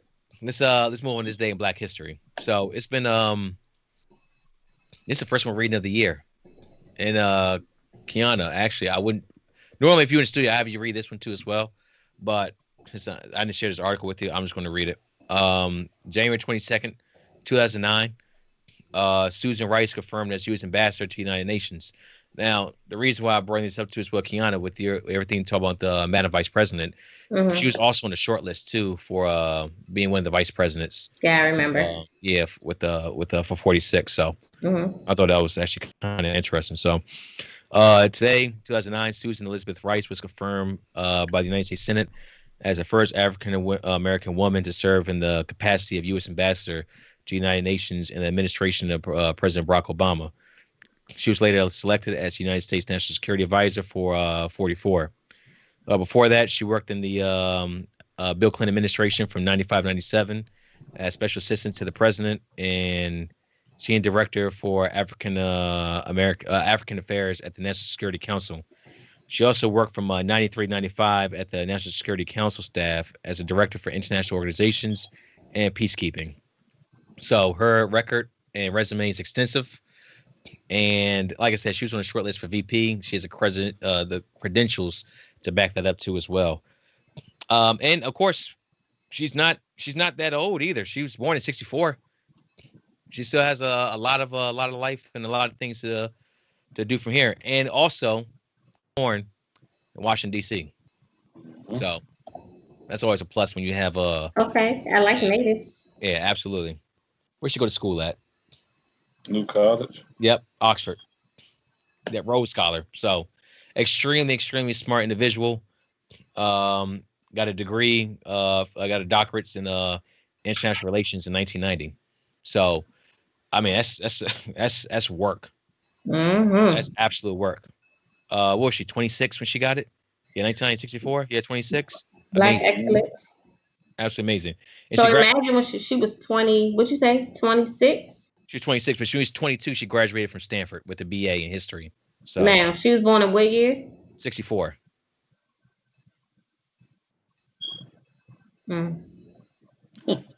She went through some shit to get that degree. Oh, absolutely. But that's one of the reasons why we read this day in Black history, because it's not ever taught in schools, even PG County, predominantly Black. You know, I mean, they have courses for African American history, but I feel like African American history should be indoctrinated into regular history. It doesn't have to be, it should be its own thing. But I understand that, but it's history. It's history. So we make sure we give a spotlight here on BNY where others were not able to or just didn't do. So right. Any thoughts on Susan Rice? No. I mean, she did her thing, man. National Security Advisor. What, for 4 years? I mean, strong Black woman, man. She did her thing, even though her son was out protesting for Trump. But we're gonna leave that one alone. Hey, I'll let that be too as well. Oh, yeah. Also, AJ, if you could see this. You see what that says? Nah, I can't. Hold on. Your camera has been on since we started. Yeah, see, I survived the great Facebook log out of 2021. I could dig it. Oh, so it wasn't just, I don't know. All right. Evidence. I'm still here, evidently. I guess I survived, like a Thanos snap. Evidence from his claims. We believe you now. We do. It's because I'm Caucasian. This is shared by multiple you guys people. Gotta fact check me. Hey, it's what we do, baby. All right, final thoughts, Kiana. Start with you. We'll start with you again to the end. What we got? Stay best, blessed, be blessed. Peace, love, and happiness.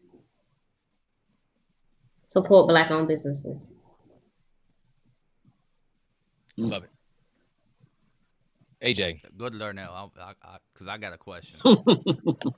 Oh my God. All right, now what you got? I'm gonna just keep this nice and quick and simple so I can cover my webcam back up. Snowden. But no, man, of course I love y'all, man. I love the people watching. Our viewers are the foundation of what makes this thing run. What keeps us standing. Right. And the engine that makes us run. So we appreciate y'all, man. This podcast was definitely in my opinion, one of our most in-depth conversations that we had. So I mean, this one was pretty cool. I like this one. So we keep our foot on the gas, no pun intended. Hey. And just keep it rolling, man. 100 episodes a year. Absolutely love it. AJ. Yeah, so I know y'all are probably trying to end the podcast, but I got a question, man. And it's going back to the whole Kyrie thing. But why does the NBA and NFL and MLB fine these cats for the types of shoes that they wear, and is it right? My bad, man. It popped up on the TV, and this shit kind of pissed me off, man. Like, y'all getting fined over some shoes? Like, what the fuck?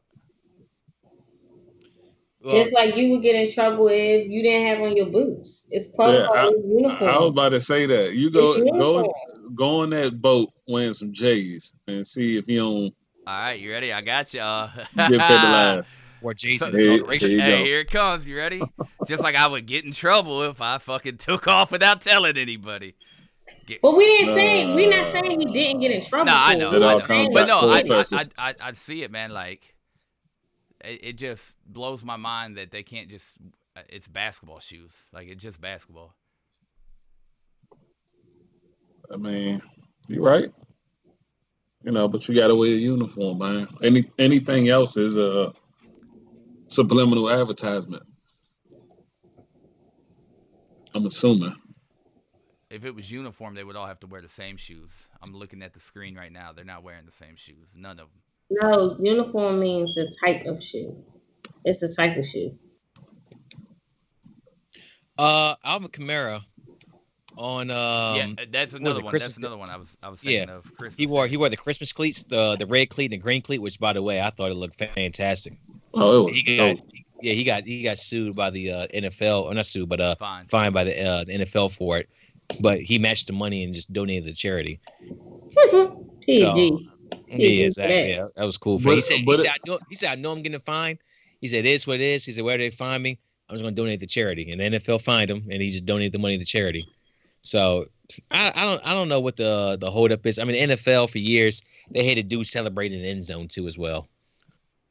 I guess it's a distraction thing too. I mean, if one of his shoes was gold and the other one was black, I mean, I'm pretty sure it wouldn't have been a problem. But it's a distraction when it's a different color, I'm assuming. Or if it's just not of good taste. Because even in the military, if Kiana went in full uniform and, you know, if she knew she was a large and she wore a large, or she decided to wear extra large one day, it would be fine. But if she was a large and she decided, you know what, I'm gonna wear a medium today, and it was just extra tight fitting on her, it would be a distraction.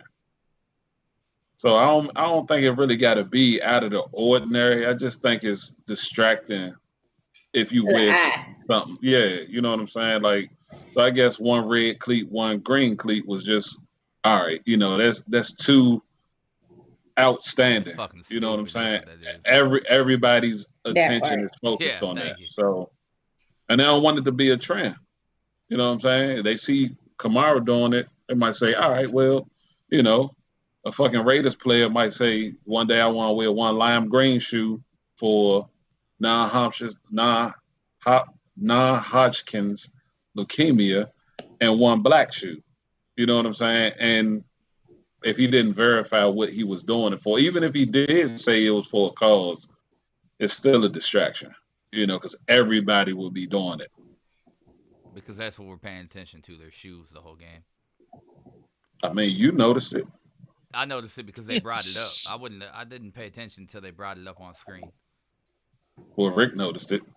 Hey. That's because Rick saw his Instagram post.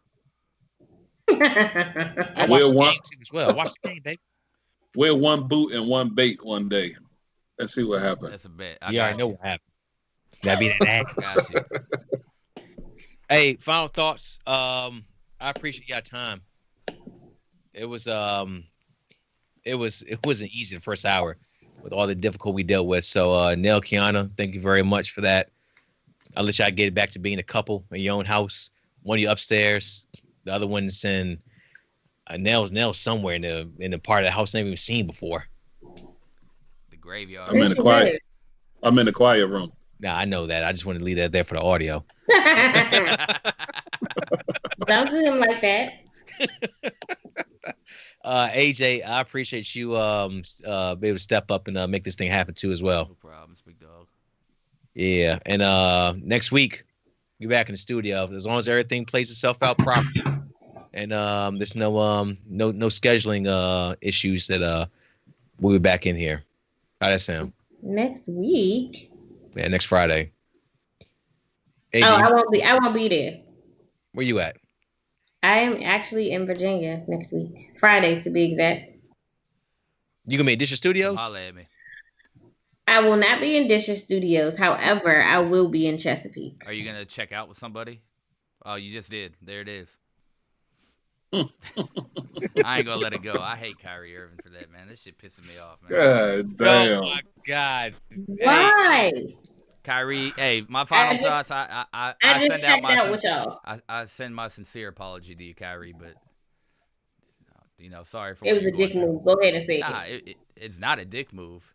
Now, check out with somebody, Kyrie. Come on, man. Come holler at Daddy. I'll help you. Hey, I always love a good check-in. Just hey, from time to time. Even I check in on my people too as well from time to time. Hey, you good? Me too. Okay. Shit, I checked in with Darnell the other day, just on some fucking. Hey, man, I'm not feeling it right now. Like. True. Like I don't know, man. Well, they say communication's a two-way street, so. True. I would agree with that. AJ, get us out of here. My wife